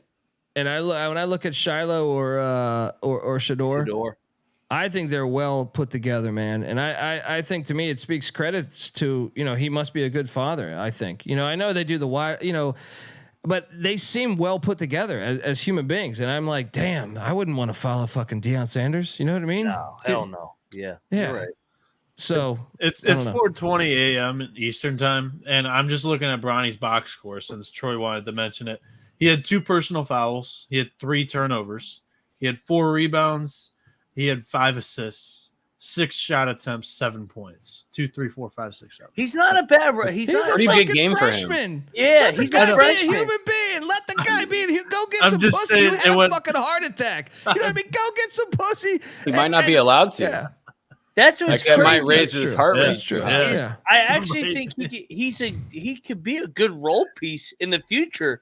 But Let then his him dad's develop. like, he Let can him start for the develop. Lakers. I'm like, what? Of course, his dad's gonna say that. It's probably being a good dad. I mean, the sixth Yeah, man I for the don't know. Lakers. Yeah. What are we talking about here? He needs to go play for Kelvin Sampson. Where if he goes and plays for Fuck Kelvin outta Sampson, here, where like LeBron. 8 points, 5 rebounds is a top It's like a performer. great day. Yeah. It's like, oh, Enjoy you your killed fucking it. first round exit again, LeBron. You're fucking smoking dope. Isaac Yeah. Mike says breakout game.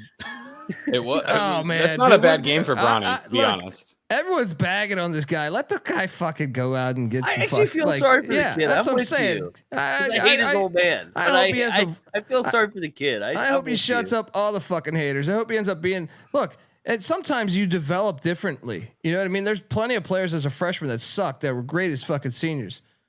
I'm hoping the best for fucking. But Wembanyama keep fading grew him. Keep like fading 7 USC. inches over the last 18 months or 24 months. Like, Yeah, it would actually be fantastic if Bronny had more NBA titles in like a la Robert Horry than And his that's dad. happened before though, where you have people catch. Scottie Pippen was one.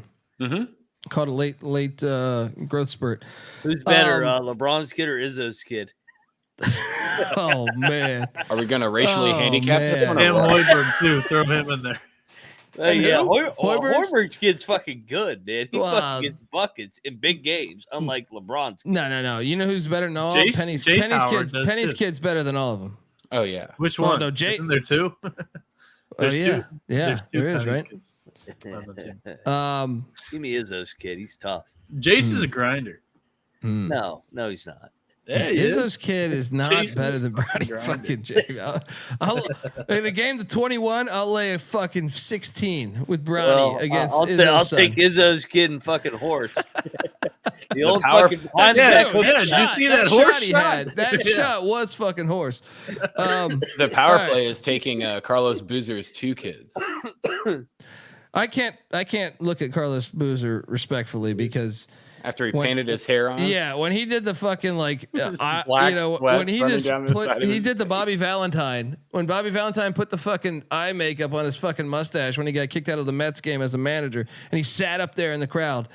When Carlos Boozer just showed up to that Bulls game and he just had that shit on his head and everyone, I remember watching that Bulls game and I was like, what the fuck is on his head? That's Can you imagine if Twitter was as big as it is now when Carlos Boozer walked out with that paint Oh on my his fucking God. skull? oh my my goodness. God. Number one trending topic for a you know week. what I don't understand. Can't you just take the loss? Like, I don't know. Like I mentioned, being I have bald a kind fucking of a hairstyle. I have a gap tooth. I fucking, I get sunburn. Like you can't even put me in the fucking sun. And I live in LA. You know what I mean? Like you just got to take a loss sometimes, man. It's because you got to paint your fucking head. That's hilarious. Colby has to use SPF like the same number as the Dude, alcohol. I order SPF that they don't even proof. have on the fucking shelves. I'm like, you got that 22,000 SPF? All right, give me that shit. We're talking about spray painted or just painted hair. I mean, you can see your face in the reflection of his head. Did you Dude, see that Des was Bryant and whoever talking about painted nails? I think it was Cole Beasley. They're talking about painted nails. Cole Beasley's like, why are we all painting nails nowadays? Like, I think it was a shot at Caleb Williams or something. And Des Bryant came back at fucking Beasley too. He's like, what's wrong with painting nails? Beasley's like, please don't tell me you're one of them too.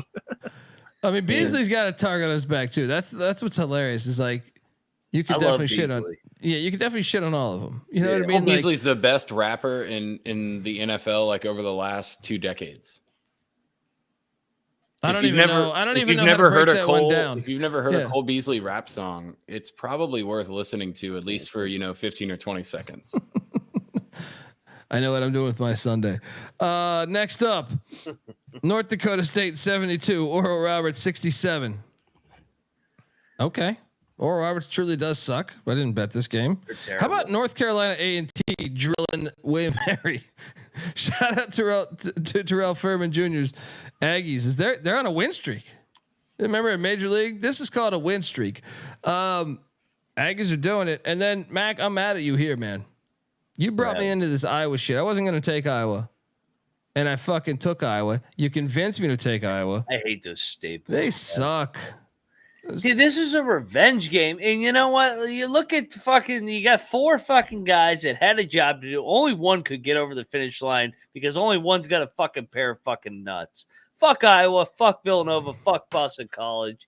There's only one fucking program that's fucking got a pair of nuts. It can beat these fucking top 4 fucking YouTube.com/thecollegeexerience. You see the sweet graphic that was absolute dog shit with the exception of one dub V. That's the only one that mattered. Western Michigan covered against Bowling Green because that's what Western Michigan does these days. Bowling Green, by the way. I mean, you want to talk about coach of the year? I know we mentioned Porter Moser, but what's my guy's name at Bowling Green? I'm drawing a blank from Southern Utah. Todd Simon. Good Todd coach. Simon. Dude, they're 15-4. I know. What? And He you're might one? be a high major coach in the future, man. He's doing a good job. Unbelievable, man. Someone in the chat. I remember I tried to bring you in on this one. I did you? You might have followed. I don't remember, but there were 130 games. UMass Lowell. Try to tell you this bullshit golf course. There's no sand traps on this golf course. The guy in the chat was the one that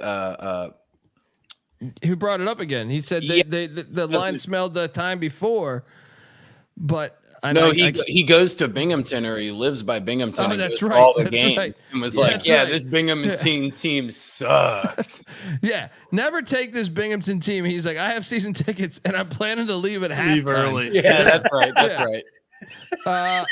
It's a great handicap. And I was even on that before he said that, but that only solidified it. That's why I was like, I'm going in. Lowell by 20. They get it done. I was surprised Columbia covered against Princeton. They actually gave him a little bit of a game. Houston took down UCF. I know Rush was mentioning that earlier as he barely lost that one. UCF only scored 42 points. Welcome to life on the road in the Big 12. Oh, and you hit. You unbelievable to hit when only scoring 42 points. Never doubt. That might be the greatest play of the year then. Houston just went through the motions in the second half. They had no interest in finishing that game. Yeah. The easiest handicap on that one is the over under was 126.5. You got to zoom closer into that. All I see is scribble. Oh, well, even if I zoom closer, you're just going to see scribble. Yeah. There you go. 126.5. I did lay it with Houston. I did lay it with Houston, but I did say that the under was the better. Show that again. Show that page again. Shout out to Troy, who just what's happening here? He's trying to go to me solo. Oh, okay. Anyone that uses the notepad still, I have respect for. There's things circled. There's things crossed out. You know what's great about that? It's like fucking. You ever seen that movie, A Beautiful Mind, where Russell Crowe's just writing shit on the fucking windows? He's got algorithms. Another reason why academics are bullshit. Right? You can have somebody just roll up like out of nowhere, or like a janitor start writing stuff on the chalkboard and be like, "Oh my god, this guy." No.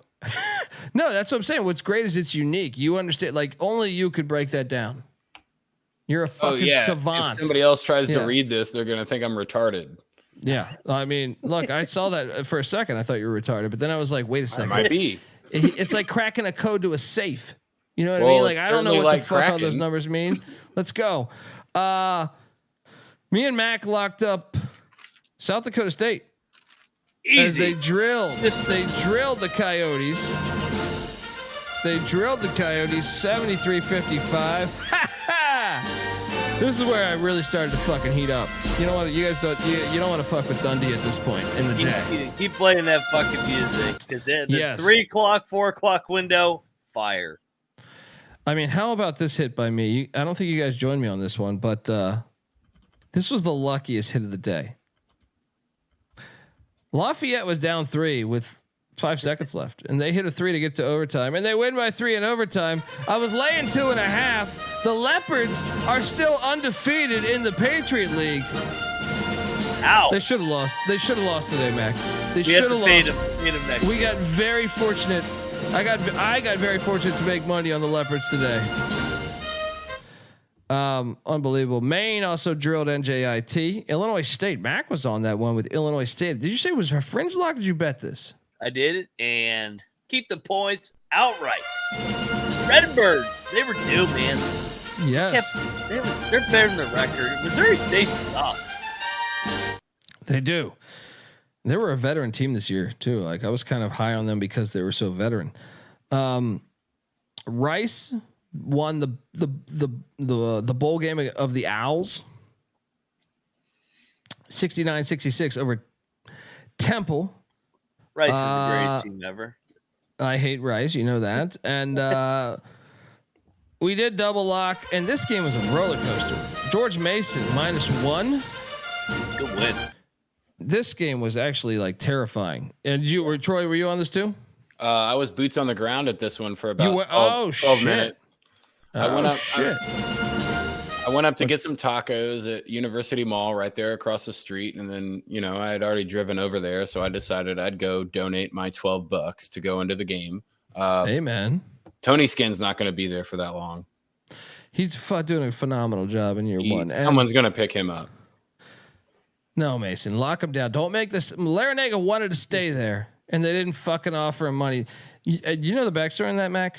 Like Larinaga wanted to stay and build it at GMU. And they're like, no, we're not going to throw money into They fucked the whole thing up. You're absolutely right. It's since that Final Four run, George Mason is up like almost 30,000 students in enrollment.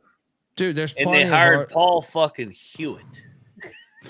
Yeah, and which is a terrible era. Yeah. Good God. Dude, this game was insane though because George Mason was beating the shit out of him early on, and George Mason then got to like 41 or 42 points, and they didn't score for like I feel like 1 hour. Like I went and ordered food, like I had to go pick up the food. This is probably like 45 minutes of me traveling. And I come back. They went from 42 points to 47. And they were down. So the Bonnies took a lead at one point. And George Mason, though, battled back. Tony Skin's doing a great fucking job. Huge win there. They needed that one. We cash. And as Clark says, George Mason is a huge school now, which is even more pathetic. This has been my whole argument on why they should have a football team. Oh, yeah. One of the most pathetic things I think out of any university in America. With how good high school football is in this area, it is insane that they do not have a football team. And how passionate Redskins fans are, and their name got stolen, or whether it's their name or whether it's Dan Snyder, whatever your fucking argument is, whatever angle you choose, you could be dynamite. And you even had Brad Edwards, a former Redskin, as your athletic director. Don't get me started, but. Shout out to George Mason as they get it done. Cornell beats Brown by 1. Mac, I know you covered with Brown there. Brown guys. Did you bet that? No. Oh, okay. I just like Brown. You catch the end of the Radford game, guys? Found a way, man. They're not playing. God. They're not playing well, but hey, man, win's a win. A win is a win. Radford hits a 3 at the buzzer to get the dub. Great pass, by the way. Did you see that? Great execution on that final play. Cleveland State took care of IPFW. IPFW, what the fuck is happening? And then you brought me into this. So I'll give you a little credit here, Matt, because I was on it, then I wasn't, then I was back on it. Nebraska 75, Northwestern 69.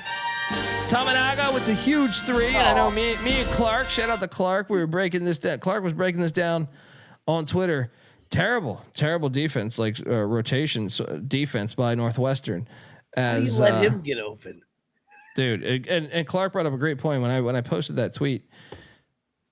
If you watch the rotation, it is a big miscommunication. Something that someone missed an assignment because they tried to switch everything, and then the one guy said, "Oh, I thought you were going with him." Oh, no. Yeah. And then all of a sudden, Tamanaga's open.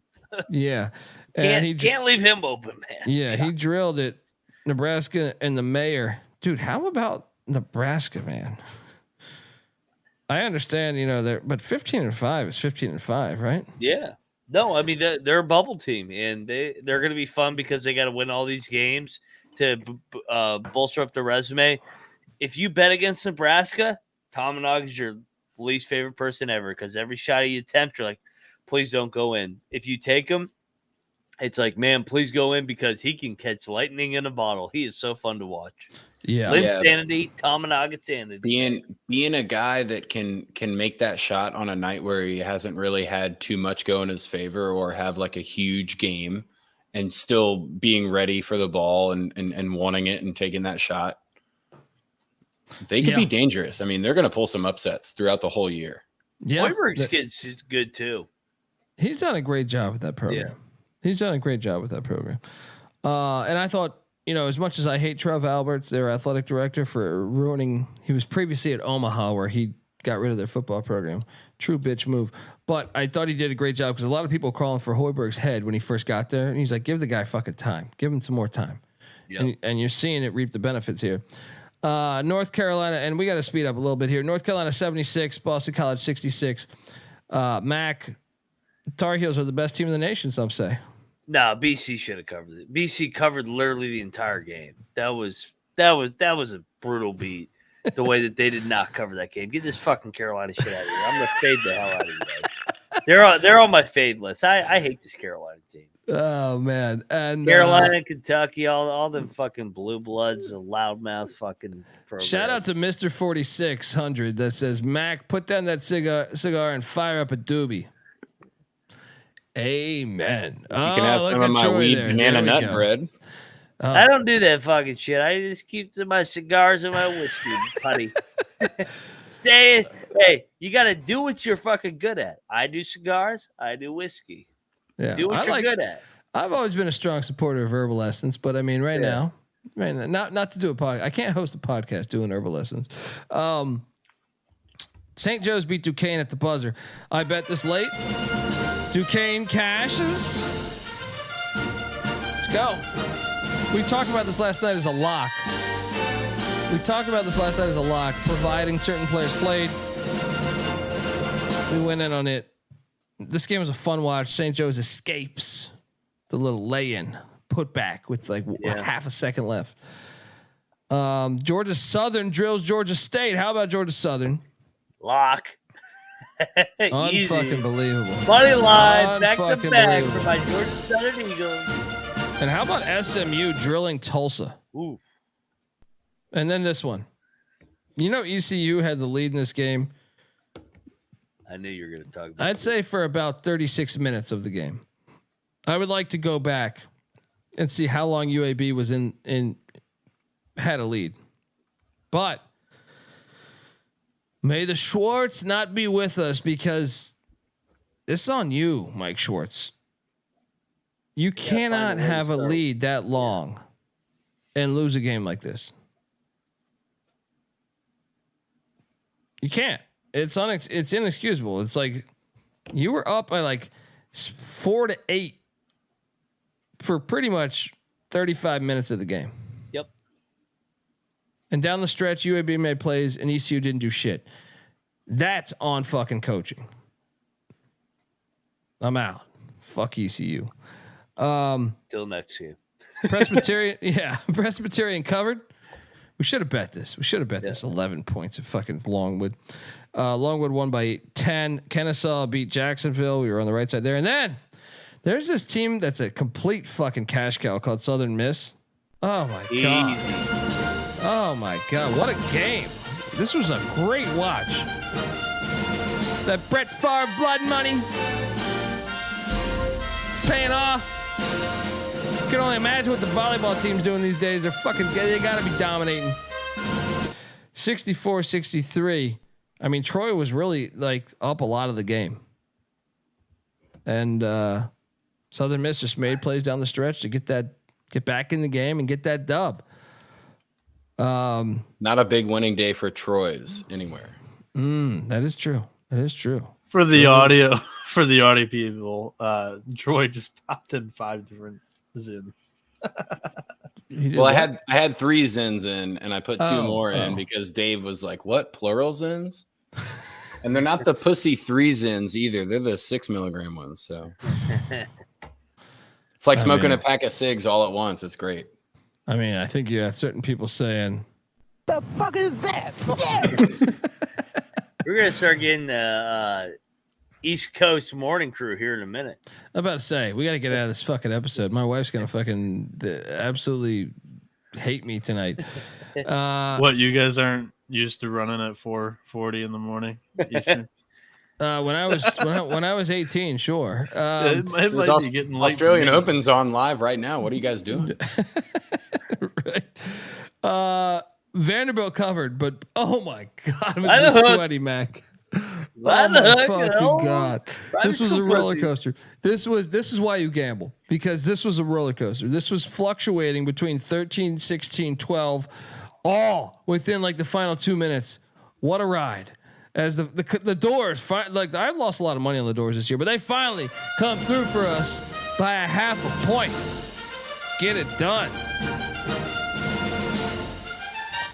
Southern University got drilled by Grambling. Glad I didn't bet that. And then I did lose money on APB. They did not cover the 5. However, they did storm back and beat Florida A&M, but only by 2.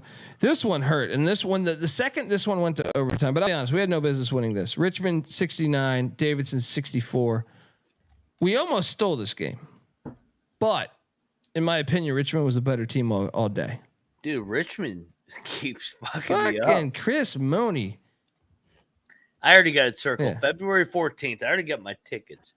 Fucking, if they're still undefeated, UMass is coming in here and fucking winning it. And all you neighbors out there right now, 4:40 in the morning. Kiss my ass. Minutemen are coming for you, baby. Let's go, Frank Martin, baby. Yeah, and you're not invited to my barbecue, neighbors. You piece of shit. No, stay off my lawn. How about Cal State Fullerton beating UC? We were on this one, man. Yes. Such a letdown spot. Santa Barbara tied it up late. I watched this whole game. Fullerton, they deserve to win the game. And then we double locked this. This was one of our bigger plays of the day. Texas A&M against LSU. The buzzsaw. Getting it done. Fantastic. This game was great. And, I think it was a sharp handicap by us, if I may say so myself. Yes. Texas Southern drills Alcorn. We should have bet that. Valpo beat UIC. I was on that. And then let's talk about Detroit, because we did play Detroit, and people in the chat, they talk shit about us, and I want them to know, all of them, that right back at you next game. Are very worthy of talking shit about us with Detroit, because what the fuck was this, man? 41-point loss to Youngstown State at home. Yeah. We lost one with Detroit finally. I mean, they've been on a roll. I think they covered 4 out of 5 or 3 out of 4. Such a bad. This was the worst pick of the day. Yeah, probably. But hey, we're coming back right next game. I don't even know who they play, but I'll be there. I don't even know who they play. I don't care. This is a close your eyes special next game. They're probably going to win the game outright. You mentioned that there were some of the casual haters just against Detroit anti-auto every time last night, but there are also a couple of Detroit money line calls in the chat last night. And if you're getting more than one money line call from Matt, if there's like 3 or 4 from the chat too, that might be the fade Detroit. Damn it. Yeah, you probably are right, because I did not see any VMI money line calls. So we gotta beware. If we see some chat Detroit money line, we probably need to pull back. When multiple people are checking into the IR, usually it's not good, and it's a little bit slower of a day. You're probably right. Good analysis, Bieniek. All right, folks, hold on. This is going to conclude the first side of this fucking episode. I still got to recap some more, but we're going way past our time slate. But hang on, if 6 games tomorrow, so don't worry. If you're on YouTube, just stay put. All right, we're rocking through the wee hours of the night. But yeah, this concludes the audio side of side A. And we're back on the college basketball experience. Still recapping before we get to Sunday's action, and obviously the big story here: West Virginia takes down Kansas. That was, I think, one of the bigger plays of the day. As Mac cashed on Dub V plus the points and money line, and Mac cashed on this one too. Clemson took down the Seminoles 78-67. It was a close game till like the final 7 or 8 minutes. Clemson pulled away, won by 11. Nice play. I didn't bet this, but nice play, buddy. Yeah, I mean, Clemson's a weird team, man. They got so many veterans. It felt like a nice buy low spot. And then Florida State obviously had won 4 in a row, and yeah, I mean, Clemson needed this game. They desperately needed this game. Found a way, made some plays down the stretch in those filthy purple uniforms. I don't know why they ever wear purple. Yeah, well, I think that's something they decided back in the early 1900s. I love Colby whispering the end side A, like now. But when he has the kid, he's gonna be when Baby Dundee's around. He's gonna be like, "Please don't wake up and start. Please don't wake up and start." It's true. At 2:47 in the morning. I mean, there's gonna be more of that. I'm telling you. I told my wife, "I'll be about an hour and a half episode." It's like only we haven't even got to the fucking there, games. Noah. Yeah. We haven't even got to the fucking games. Me and Mac both locked up Air Force. They suck as they lost by 19 at home. Let's not do that. But let's talk about this game here. Happens. We locked up UCLA, and UCLA probably should have won today. Oh my God. They probably should have won today. No. They were up about 36 minutes of this game. 36 minutes. Woo. They're playing better, man. We're still covered. I tried to tell you that my favorite play of the day, I did say this on last night's show. My favorite play of the day was Utah State. Absolutely drilled Fresno State. Get this Fresno State bullshit out of here. Yes. No, you were with me. You were with me. Let's go. That's what I'm saying. Dundee's night was just incredible. Hitting plays. I'm gonna skip some of these fucking games because this episode's. I locked up Eastern Illinois against Lindenwood. Get this Lindenwood bullshit out of here. Eastern Illinois won by 10. That line made no fucking sense. All right, let's go. And Mac, remind me of any locks that I miss of yours because I don't want to just seem like it's playing with me. But how about Northwestern State? Your boy, Ricky, baby. We should have locked this. We should have fucking locked this. We even got some footage of him at the fucking Econo Lodge down there in wherever the fuck they're at New Orleans. This is in New Orleans, all right. They were big dogs. Look at this. Look at this afterwards. Look at he go. He quickly gets out that shit though. 43 degrees, man. Shout out to Northwestern State. I knew they turned a corner, man. They're playing a lot better. He's he brought in a new roster. Obviously, the guy went from Northwestern State Gibson over to Austin Peay. So it took Rick a little bit of time, but Rick's gonna get that thing going, man. Hell of a win for Rick, man. Ricky Cabrera, baby. Remember the name. What would it take for you to jump at 43 degrees, Troy? Pool outdoors. So obviously it's colder than 43 degrees in the pool, obviously, but I've done a few of the polar plunges where you just kind of jump in and get out.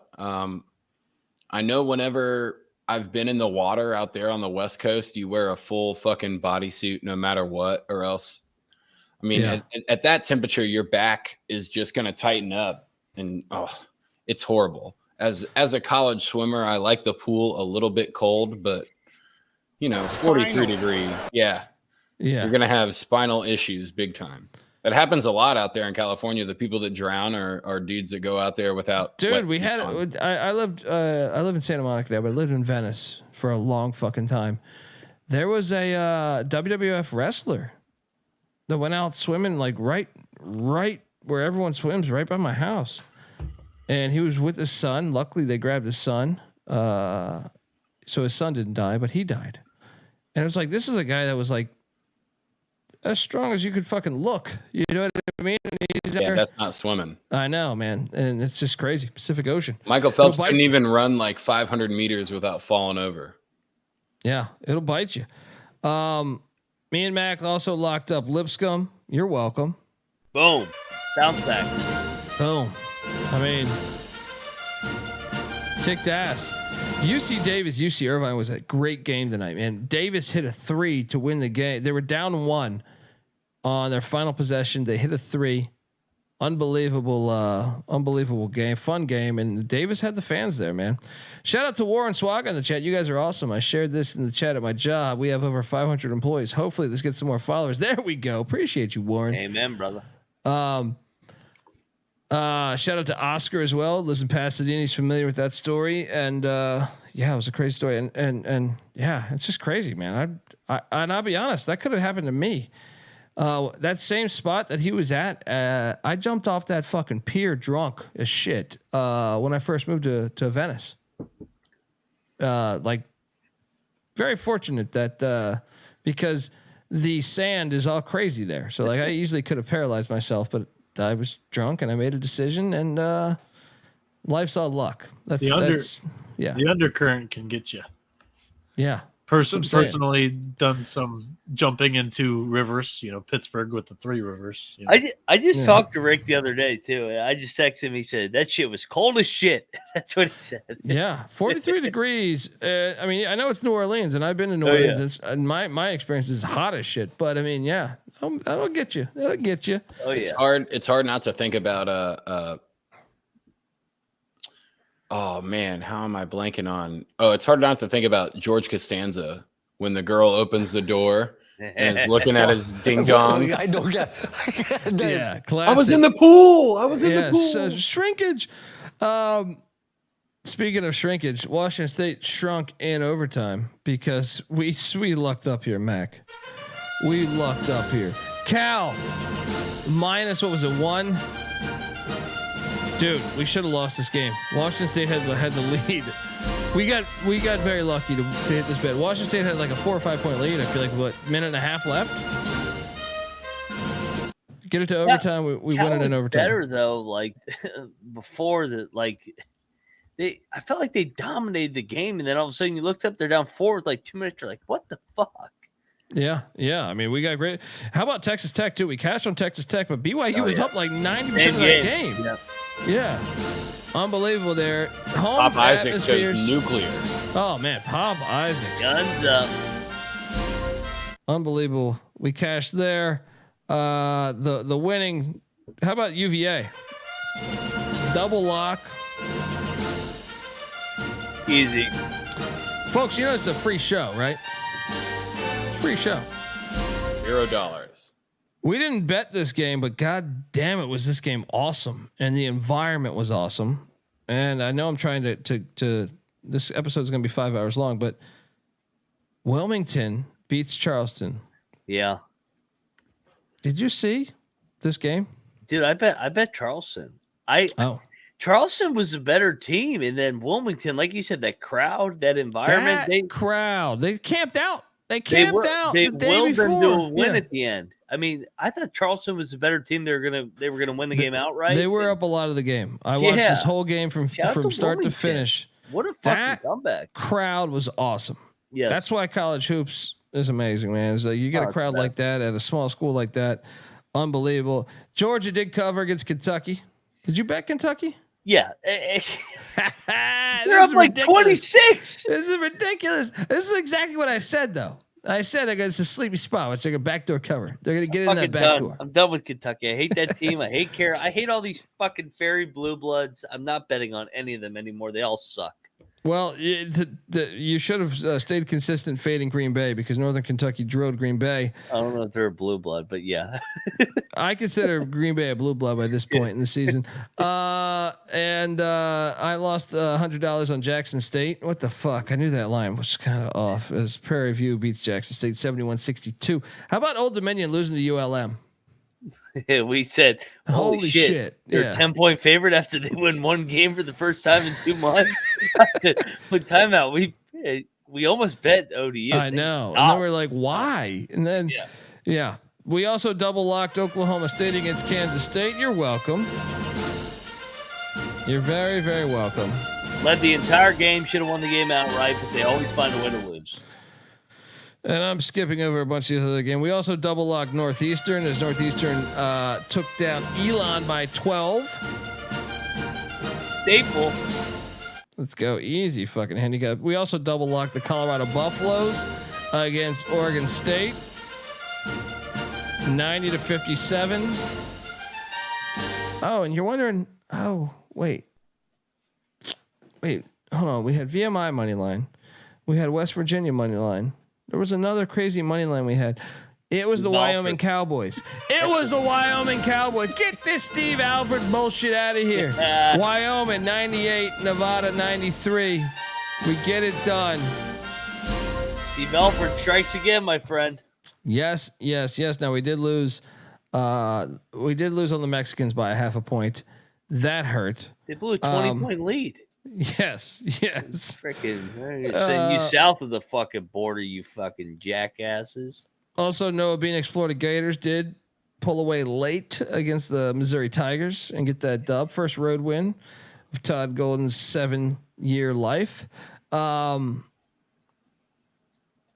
This game, did you catch the end of? So we had Villanova +4. Did you catch the end of this game? I did, and this or 3.5. I think it might have been 3.5. I think we have 4, but okay. Yeah, no. We were in with the push. I had it on. We were getting dessert, and I'm like, hold on, let's see what happens here. Villanova, they gotta get a 3 here. Half court shot. Oh my god, half court shot at the buzzer. Dessert's on me, buddy. We cover with the Wildcats of Villanova. What a fucking ending.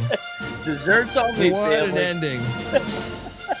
There was some luck on the slate, but we hit, and we hit on a lot of these. By the way, shout out to your Riverside plays. They drilled Northridge. And how about Pitt and Duke? We should talk about this for a second. I kind of like Pitt tonight. It's one time I'm like, I didn't bet this game, but yeah, I mean Pitt had a moment where they were the better team tonight. Blake Henson went for 24. He also had a strong fuck you to the Cameron Crazies. Do we have that video, Bieniek?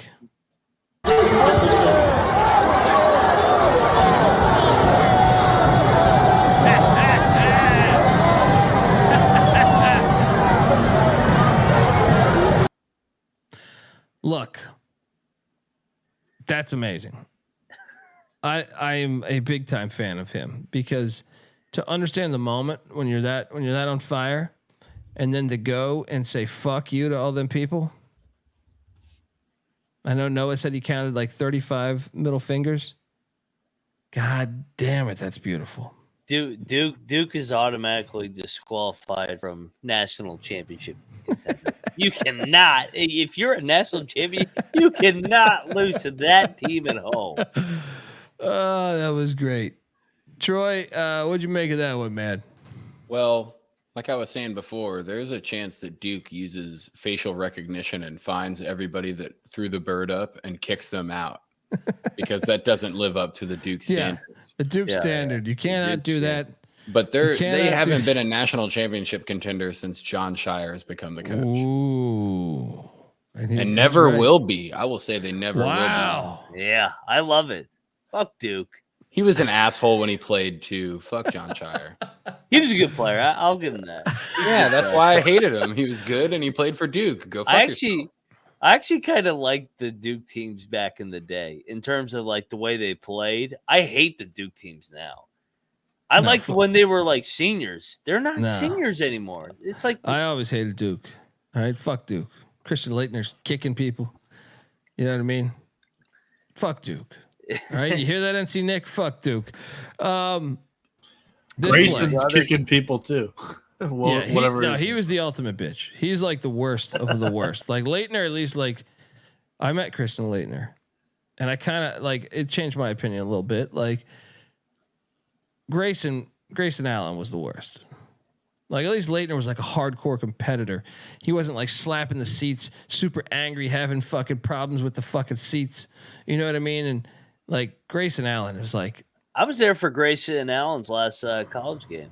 You know, his old South Carolina Gamecocks, aka the Frank Martin South Carolina Gamecocks, Final Four run in Greenville, South Carolina. Fucking tapped their ass in the second round, baby. Hold on, let's talk about some more locks though. I tried to bring you in on this. Eastern Washington is a system play. There's system play. Eastern Washington wins by 12 against Idaho State. Easy cover. What are we doing here, folks? Oh, Auburn covers against Ole Miss. Double lock. Oh wait, double lock. New Mexico State minus the points against Middle Tennessee. Easy. The late window was fire. It was like, holy, it's like, my God, this money just keeps flowing. Oh wait, double lock. Kelly LePepe in Loyola Marymount, 68-61 against Pepperdine. Hi, how are you? Oh wait, double lock on St. Mary's against San Francisco. Hi, how are you? Now amongst that we did right now it's ridiculous. Now amongst that we did have a loss to Grand Canyon, and this is one of the only ones where I missed the ending. My wife, I had to go pick her up, but when I left, Grand Canyon was up like 4 or 5 points with like 2 minutes left. I don't know how the fuck they lost by 7.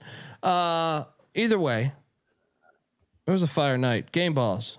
It only took us an hour and 56 minutes to brag. Troy, you're our guest. Who's top game ball? Who's top game ball, man? Gotta be Pop Isaacs, right? I mean, yes, Texas Tech. You're down 17, down 15 at half, and you just go completely nuclear and make every single fucking 3-pointer you take down the stretch. Yeah, you get a game ball.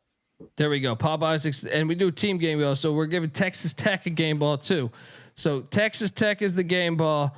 Mac, who is your top game ball? He saved it for you, man. He served you up like fucking Troy is such a team guy. He put the fucking bitch right on the fucking tee.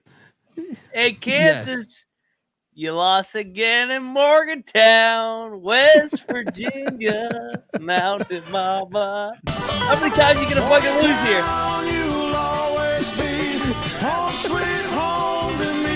What a win there. That's all we do is beat Kansas and Morgantown. Let's go. Game ball. You ready? You ready for this disgusting shit? What we got? My top game ball? It's actually probably deserving. Pitt. I agree with you. Pitt wins in Cameron Indoor and then tells the whole crowd to go fuck themselves. You look for any team, whether it's Pitt. I don't think you can draw up a better environment to go into and win, and then basically jump up on the scoreboard and basically say, fuck you, I'm better than you. Yeah. Fucking fantastic. Troy, second game ball and final game ball for us.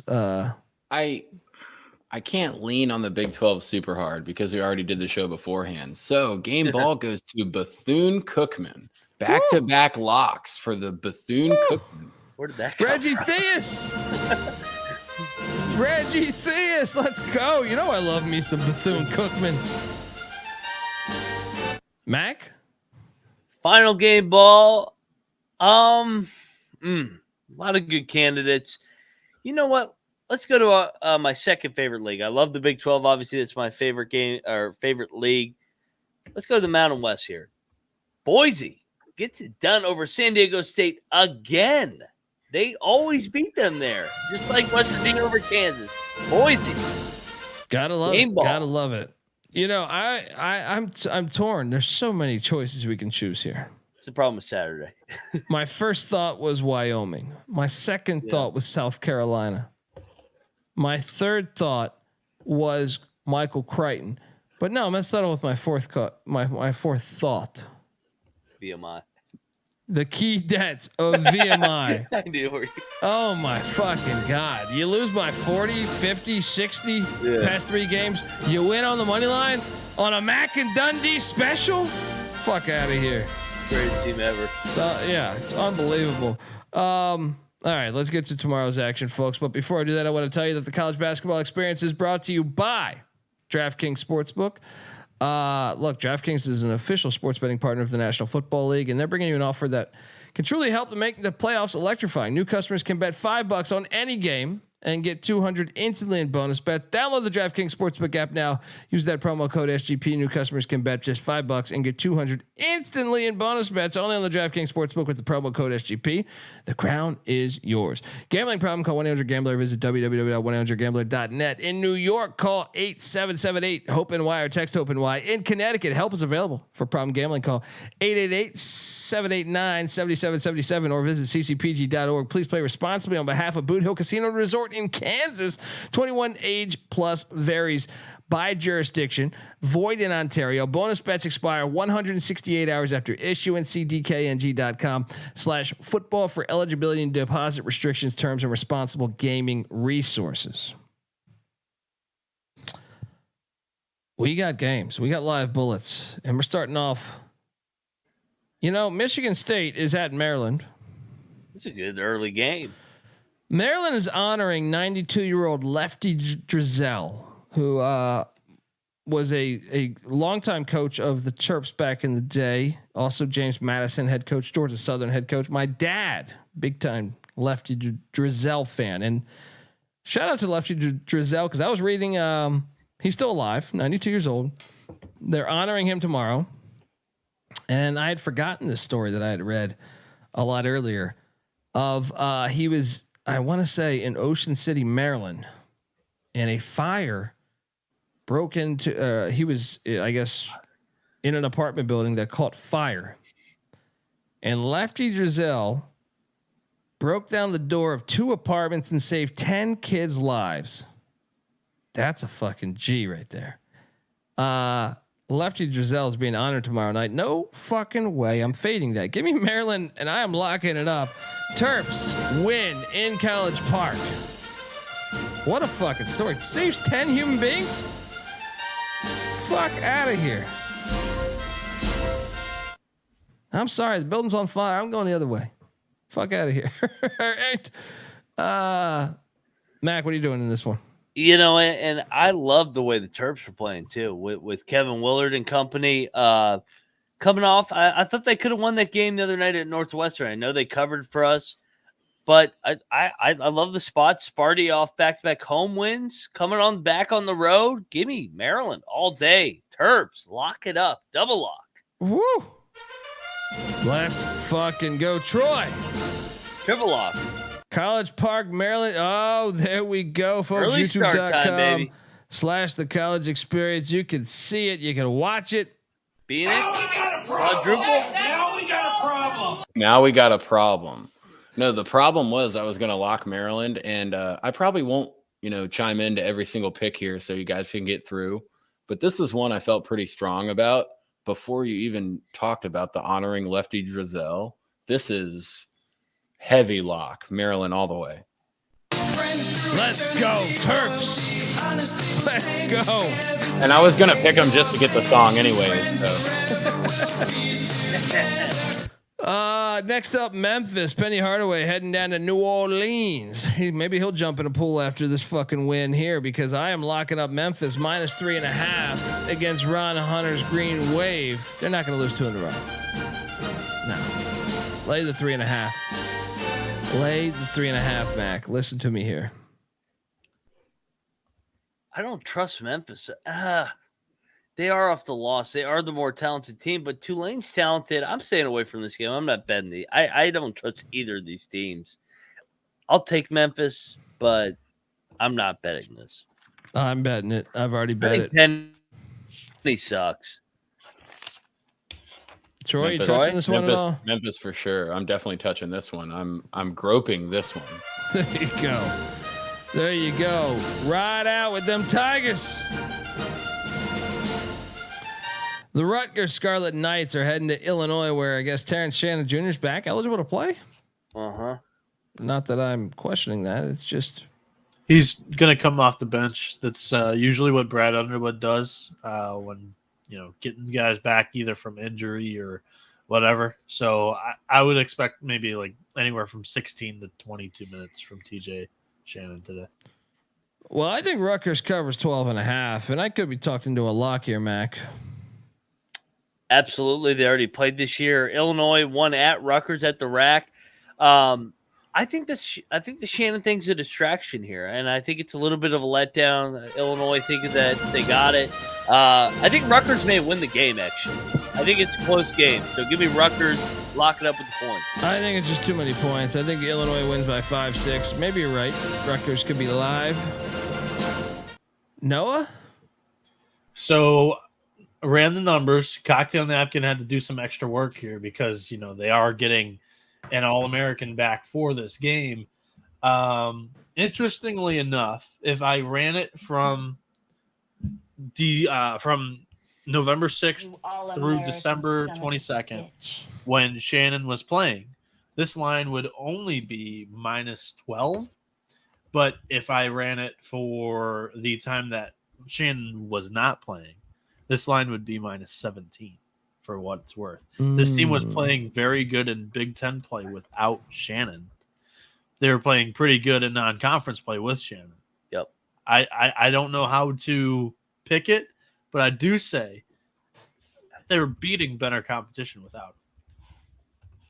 You should be involved with fucking politics with that fucking Wait, answer. he didn't make the pick? Yeah, he didn't even fucking lock. I was like, oh yeah, he's that? coming in on Rutgers with us. No more of your fucking memoirs. All right, what the fuck was that? Come on, Bieniek. You didn't even fucking take a side after all this. Good God, I'm about to fucking fall asleep over here. My fucking contacts are bothering my fucking face. I gotta listen to that shit. You go halfway in talking about your cocktail napkin. You don't even fucking pick a game. Goddamn thunderstorms, my ass. Get the fuck out of here. Isn't everybody glad it's back? Troy, what are you doing in this one? We are happy to hear from the cocktail napkin, but when it doesn't make a pick, it's a fucking useless bev nap that no one cares I wipe about. my ass with that cocktail napkin. Fucking jerk off of that with that fucking one troll. This jackass. Who are you taking in this matchup, Troy? Don't know if I'm going to bet it, but I would lay the points with Illinois here, actually. Okay, that's fair. Canisius, the Golden Griffs are off a tough loss as they head to Jersey to take on the Peacocks of St. Peter's. St. Peter's laying 4.5. What do we do here? Give me Canisius in the points. Ooh, I'm with you. I'll take the points. It's the MAAAC. Yeah, I mean, take the points. It's MAAC, baby. I mean, shit's gonna be wild tomorrow. Wait till I got a couple live dogs in the MAAC tomorrow, baby. Troy, you got anything you like? I'm not going against Moneyline MAAC. So. My league, baby. 3-0 the other night on Friday night. That's true. And Fairfield, the greatest team in all the land, heads into Manhattan to take on the Jaspers. Fairfield's laying 7.5. This line stinks to fucking high hell. Absolute high hell. Oh yeah. I'm still doing it though. Bieniek's with me. I got a feeling he's making a pick this time. He's not that gonna fucking napkin's ready to fucking tell us how good Fairfield is. This game stinks to fucking high hell, but I will still lock up Fairfield because Manhattan has been so bad lately that I have to take Fairfield -7.5. I cannot make a case for the Jaspers. Bieniek, you're with me, right? Yes, sir. We're riding Fairfield here. Let's go. I'm curious. I know Mac's answer. Troy, who are you taking? This is lock-worthy. There is the Stags, right? There is no chance that Manhattan has any clue how to actually play basketball. This is a Fairfield lock all the way. There we go. Get that Manhattan clam chowder bullshit out of here. New England's always better. They've lost 8 in a row by double digits, so 2 non-conference games they kept it within 5 and 6 points. The other 6, they lost by double digits. 8 losses total in a row straight up. You're telling me they're going to keep this within 6? No fucking way. Mac, what are you doing here? Hey, bartender, I'll take another Manhattan. Give me the Jasper sprinkle. Oh, the money line, baby. This is the MAH. Oh my God. We got a battle. Mac against the world. Jaspers. Oh no. Unbelievable. Niagara Falls is coming into Mount St. Mary's. Mount St. Mary's laying 6.5.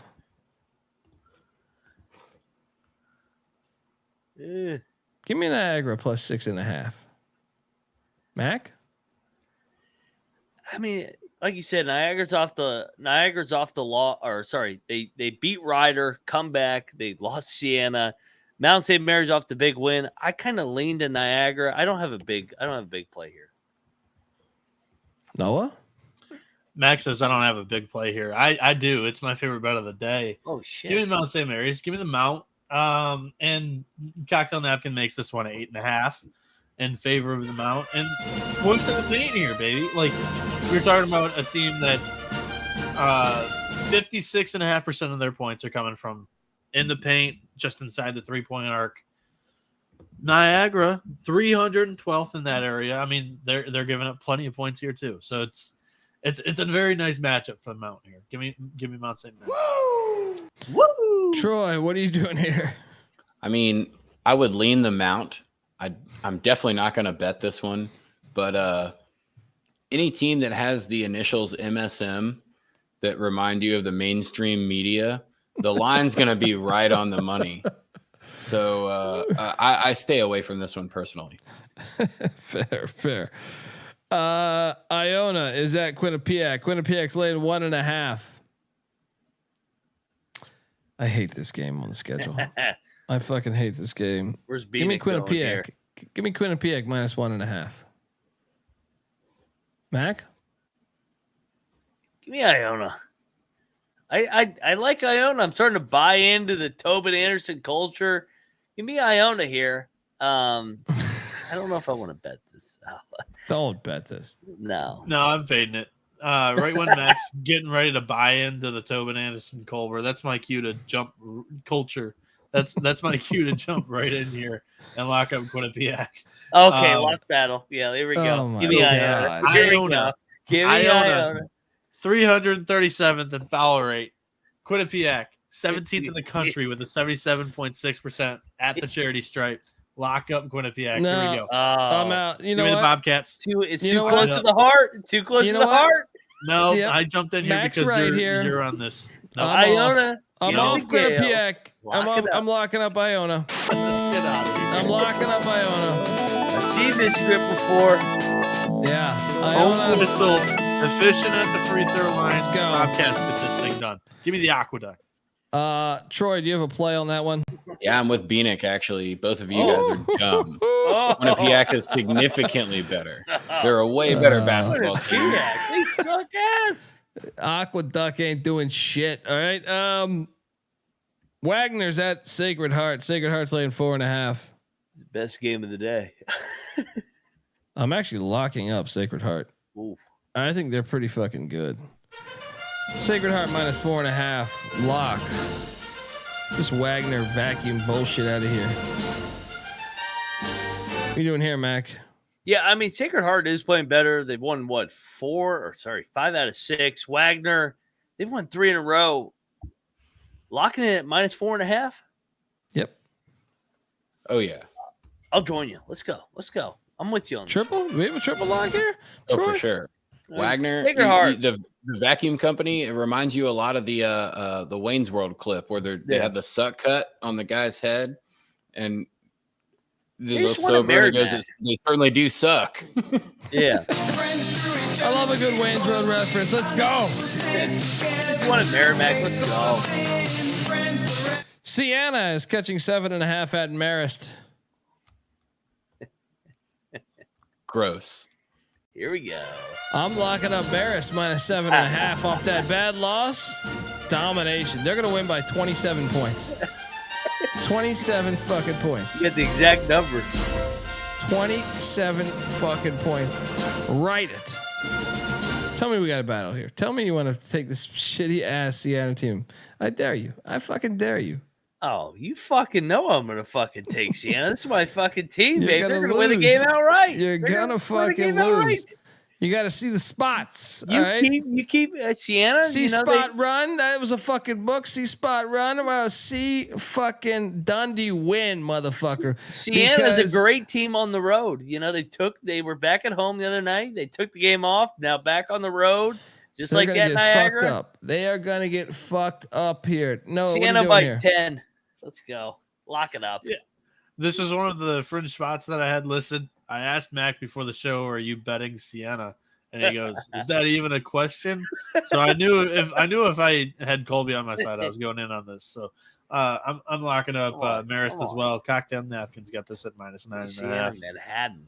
Yeah, especially off the loss. Troy, do you have a play on this one? Yeah, Maris wins this game by more than 20 points. Oh yeah. There we Give me a fucking Sienna go. Manhattan fucking There parlay, we go. motherfucker. Dave in the chat is right. Yes. Sienna fucking sucks. Sienna's trash. Fuck out of here. This guy hits his West Virginia money line. All of a sudden, Dixie's fucking Burt Reynolds over here. Get Happens the every fuck time. out of here. Happens Sienna every time. Manhattan, aka West Virginia and VMI. It's gonna hit. Let's go. Parlay those two. Dave Marino says the chat's starting 5 could cover against Sienna. I agree. Oh, I'm And gonna I know Dave, so much yes. shit when Sienna wins tomorrow, baby. Wichita State's catching 4.5 in Tampa against South Florida. South Florida just did beat. Oh, this is a bad spot. This is a bad spot. Give me Wichita on the points. Mac. I thought that too, but Wichita did play like their best game of the year. I'll take the points, but I'm not betting this. Yeah, I'm not betting this either. Yep. Troy, you got to play there in Tampa? Yeah, I would lock South Florida here. Ooh. Oh. I do like their team. I think They're- their team is better than Wichita's. Their team is better than Wichita, and Wichita's coming off of a win. South Florida gets to play at home here. This seems like a better team playing at home, system play, letdown spot for the road squad. Yeah, let me lock South Florida. If you guys don't want to bet this one, I will. There you go.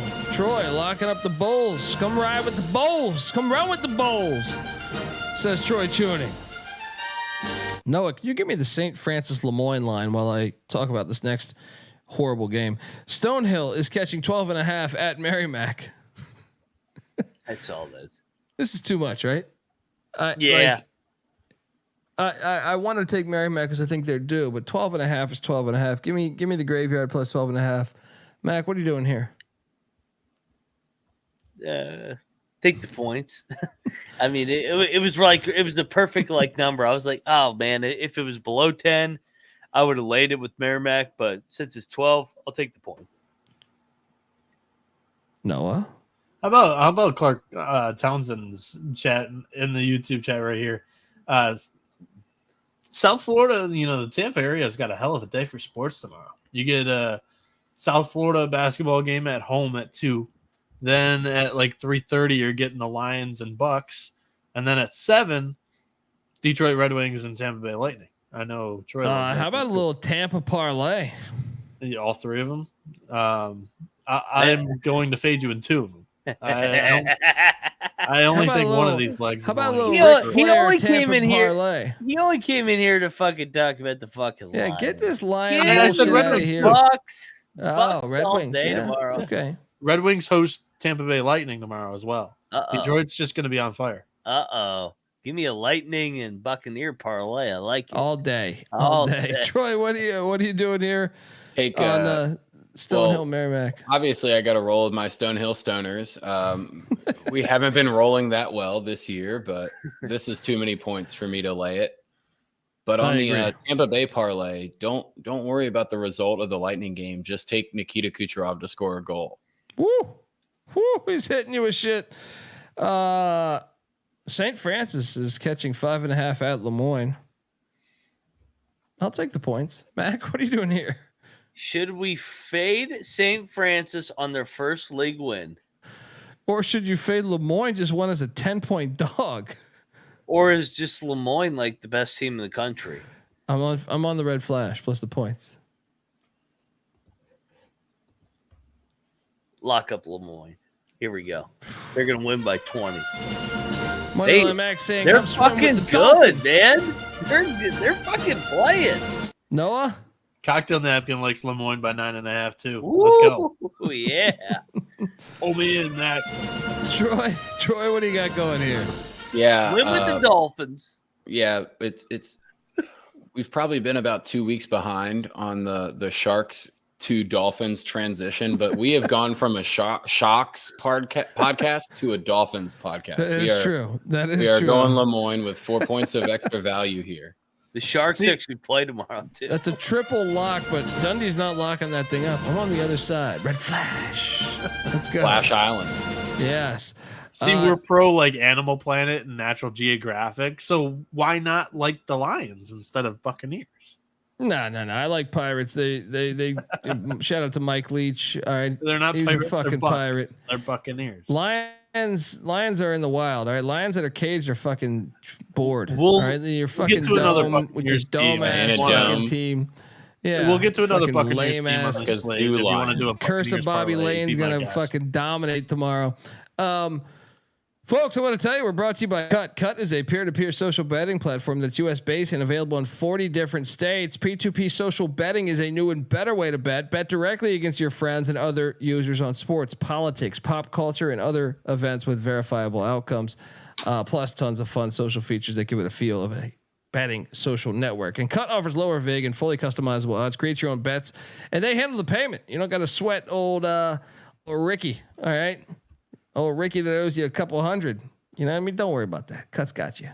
They're going to cover it. You don't got to worry. You don't got to park your van outside his house and wait for him to get his mail, beat his fucking ass and remind him that when you make a bet, you're a fucking man. You got to fucking own up to it. No, Cut's going to handle that shit for you.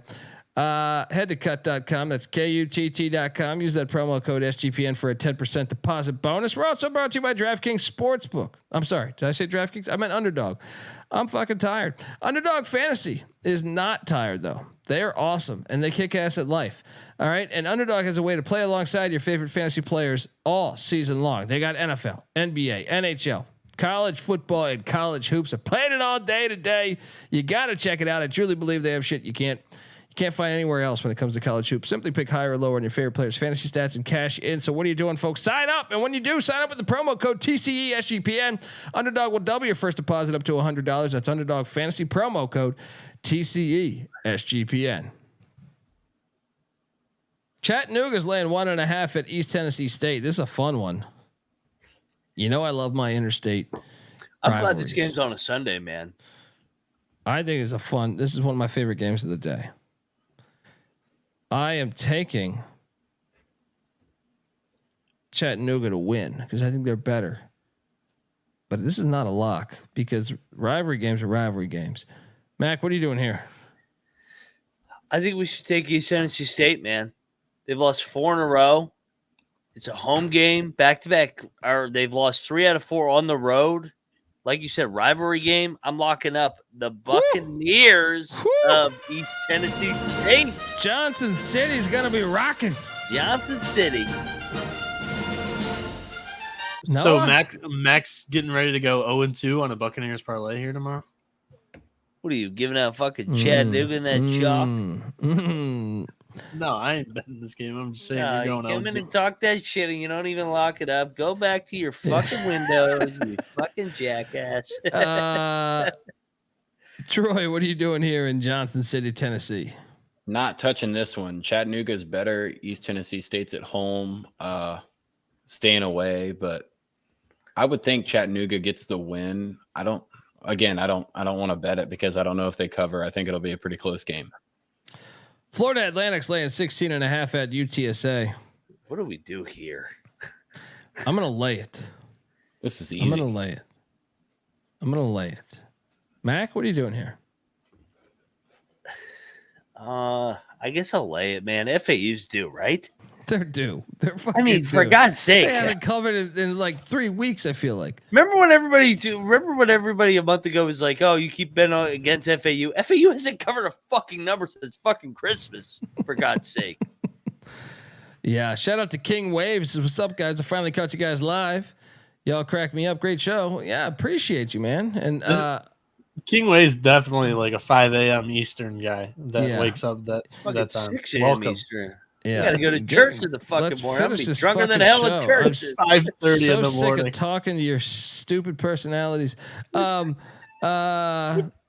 What are you doing here, Troy? Oh, FAU all the way. Lock this one up. Oh yeah. Oh god. At this point in time in the season, they're 10-1 or 10-1 to make the Final Four again. I'm thinking about that future.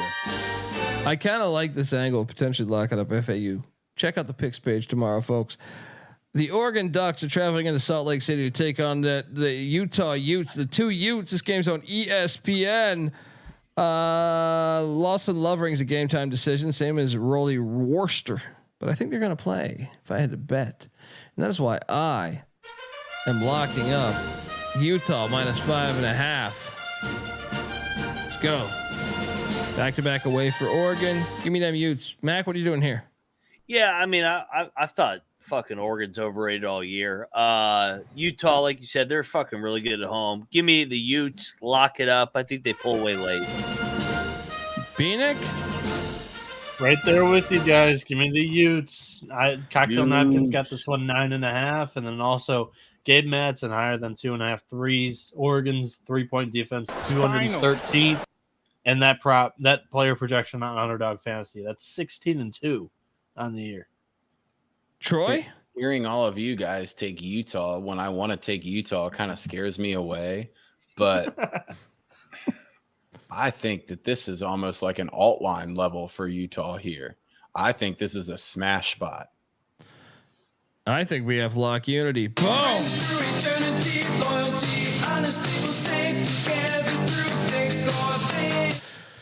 All right, folks, I want to tell you that the college basketball experience is brought to you by Hall of Fame Bets. Win bigger by betting smarter this NFL season with Hall of Fame Bets, a sports betting analytics platform for parlays, player props, and game lines. Research every NFL, NBA, and soccer bet with historical stats and data. Stop betting in the dark and join over 30,000 users researching with Hall of Fame Bets to craft more intelligent, data-driven parlays. Download the Hall of Fame Bets app or visit HOFBets.com. Use that promo code SGPN to get 50% off your first month today. Start researching. Start winning with Hall of Fame Bets. Indiana State's laying 5.5 at Murray State.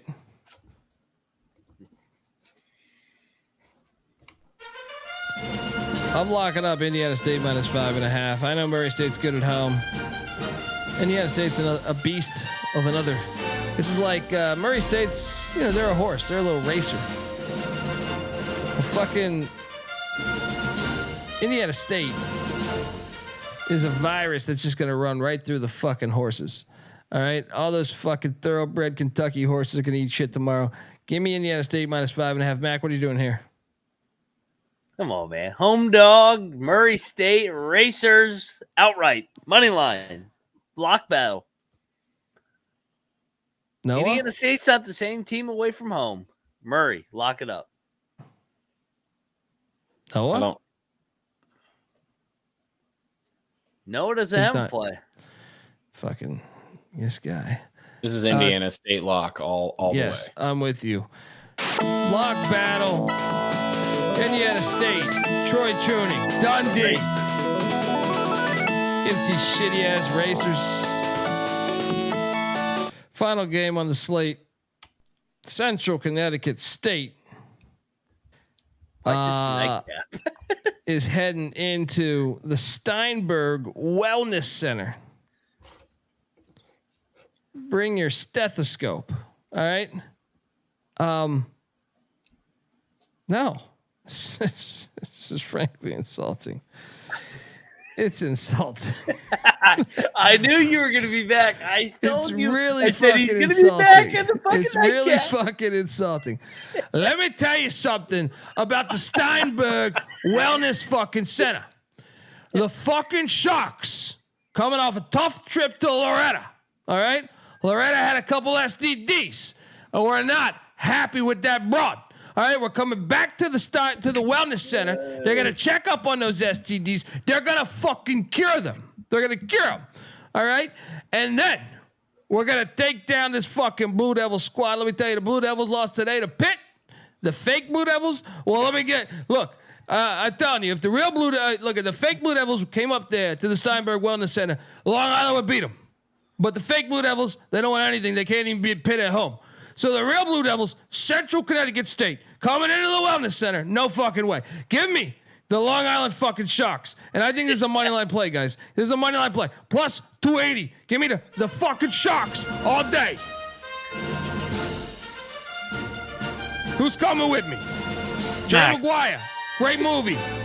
Great movie. Cuba Gooding Jr. had a hard time in New York City with the broads. But let me tell you. I know that Tom Cruise, he jump up on the couch on Oprah and all that shit. I'm going to jump up on the couch after I win. After I fucking win. All right, let me tell you. I buy into that Oprah Hawaii bullshit too. But let me tell you something here. Scientology or not. Tom Cruise done a couple good ones. And I'm going to do a couple good ones after we cash this one here with the fucking Sharks. Mac, what are you doing here? Mac, I need to give the timeline on this one real quick before you pick this shit. We're talking about a Central Connecticut team that had won 5 games in a row. And before Friday, Colby was like, you know what? There might be a new best team in Connecticut. It's the real Blue Devils of Central Connecticut. And then they go out and lose the Dolphins of Lemoyne. And what do Dolphins and Sharks have in common? What do they have in common? This show, and we're talking about LIU being just total ass, and Colby's like, I've given up on this team. And we pointed out that this spot would be an absolute smash spot for the real Blue Devils, and that Colby would 100% just dump in or dive into the fucking Sharks again. And look at where we're at right now. Let me tell you something about life. This Friday. Let me tell you something about life. Things fucking change. Hey, I was just talking Tom Cruise. He used to be banging broads with Nicole Kidman and all these other bitches. All right, now he changed his fucking tune. He's got Christian Slater coming over on Saturdays. Who the fuck knows? All I'm telling you, shit changes. Sharks win. All right, get it going. Mac? Noah, what does a cocktail napkin say? Cocktail Napkin likes Central Connecticut, and I do too. It's a hell of a fucking spot. They're coming off their first conference loss this season. They look pretty legit going into that. What do Dolphins have in common with the fucking Sharks of the world? They swim around. That's my whole handicap. Yeah, they fucking swim around. They fucking sit there, and the Dolphins, they say they're all smarter, but yet the Dolphins don't really fuck with the Sharks because they're a unity. They're fucking unity in the deep blue wonders of the fucking planet Earth. All right, I'm telling you, Troy, you're with me on this one. I'll lock up the fucking Sharks, right? Yeah, the Devils live off the fact, like if you've ever seen the animated Hercules, Hades has his fire coming out of his head and whatnot.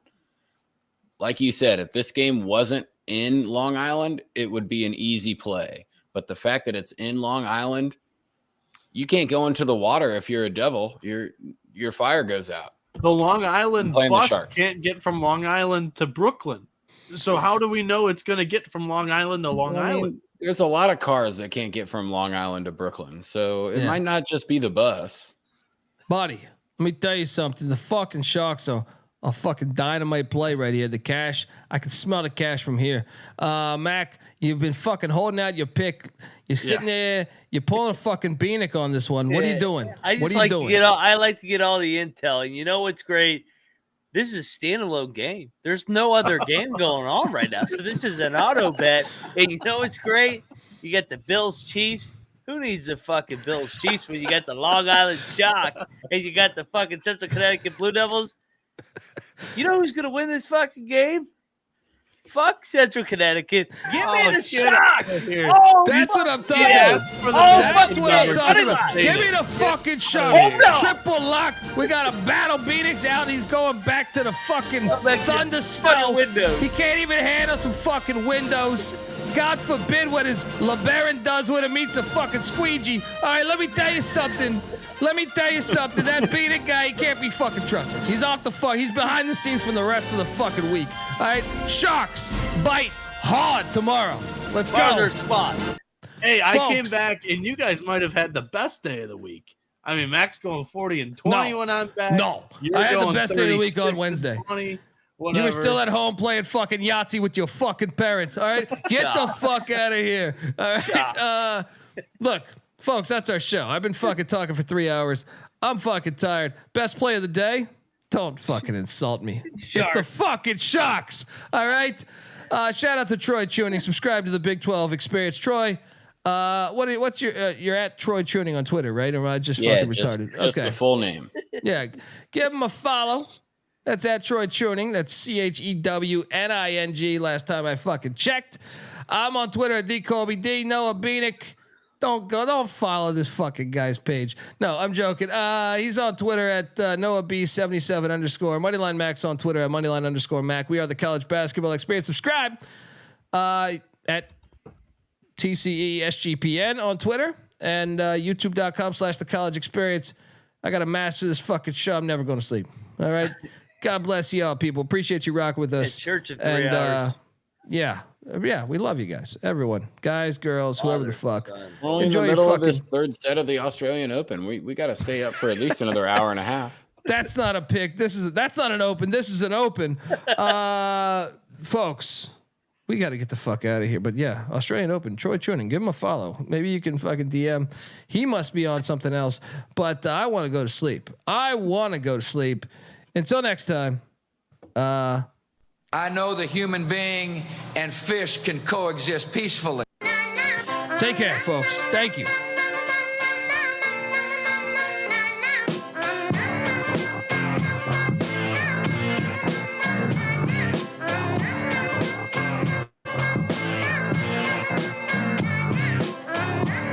It's got me thinking about the good shit the minute that I seen your grill again. It made me good trip, good dog to mind. Back like dog but wind that. Man, I didn't get mad when you never hit me can back. But the comings on was strong. Now my shit's coming along, you know the song. The truth is I'm pretty much on fire again. It's eating up for real, I'm alive again. And that's the attraction factor.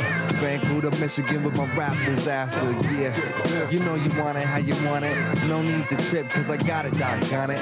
It's all yours and the extras too. All the super music and the sex for who? Just get it straight cause he caught me in a good mood. Let me demonstrate what this time of year could do. Sing it.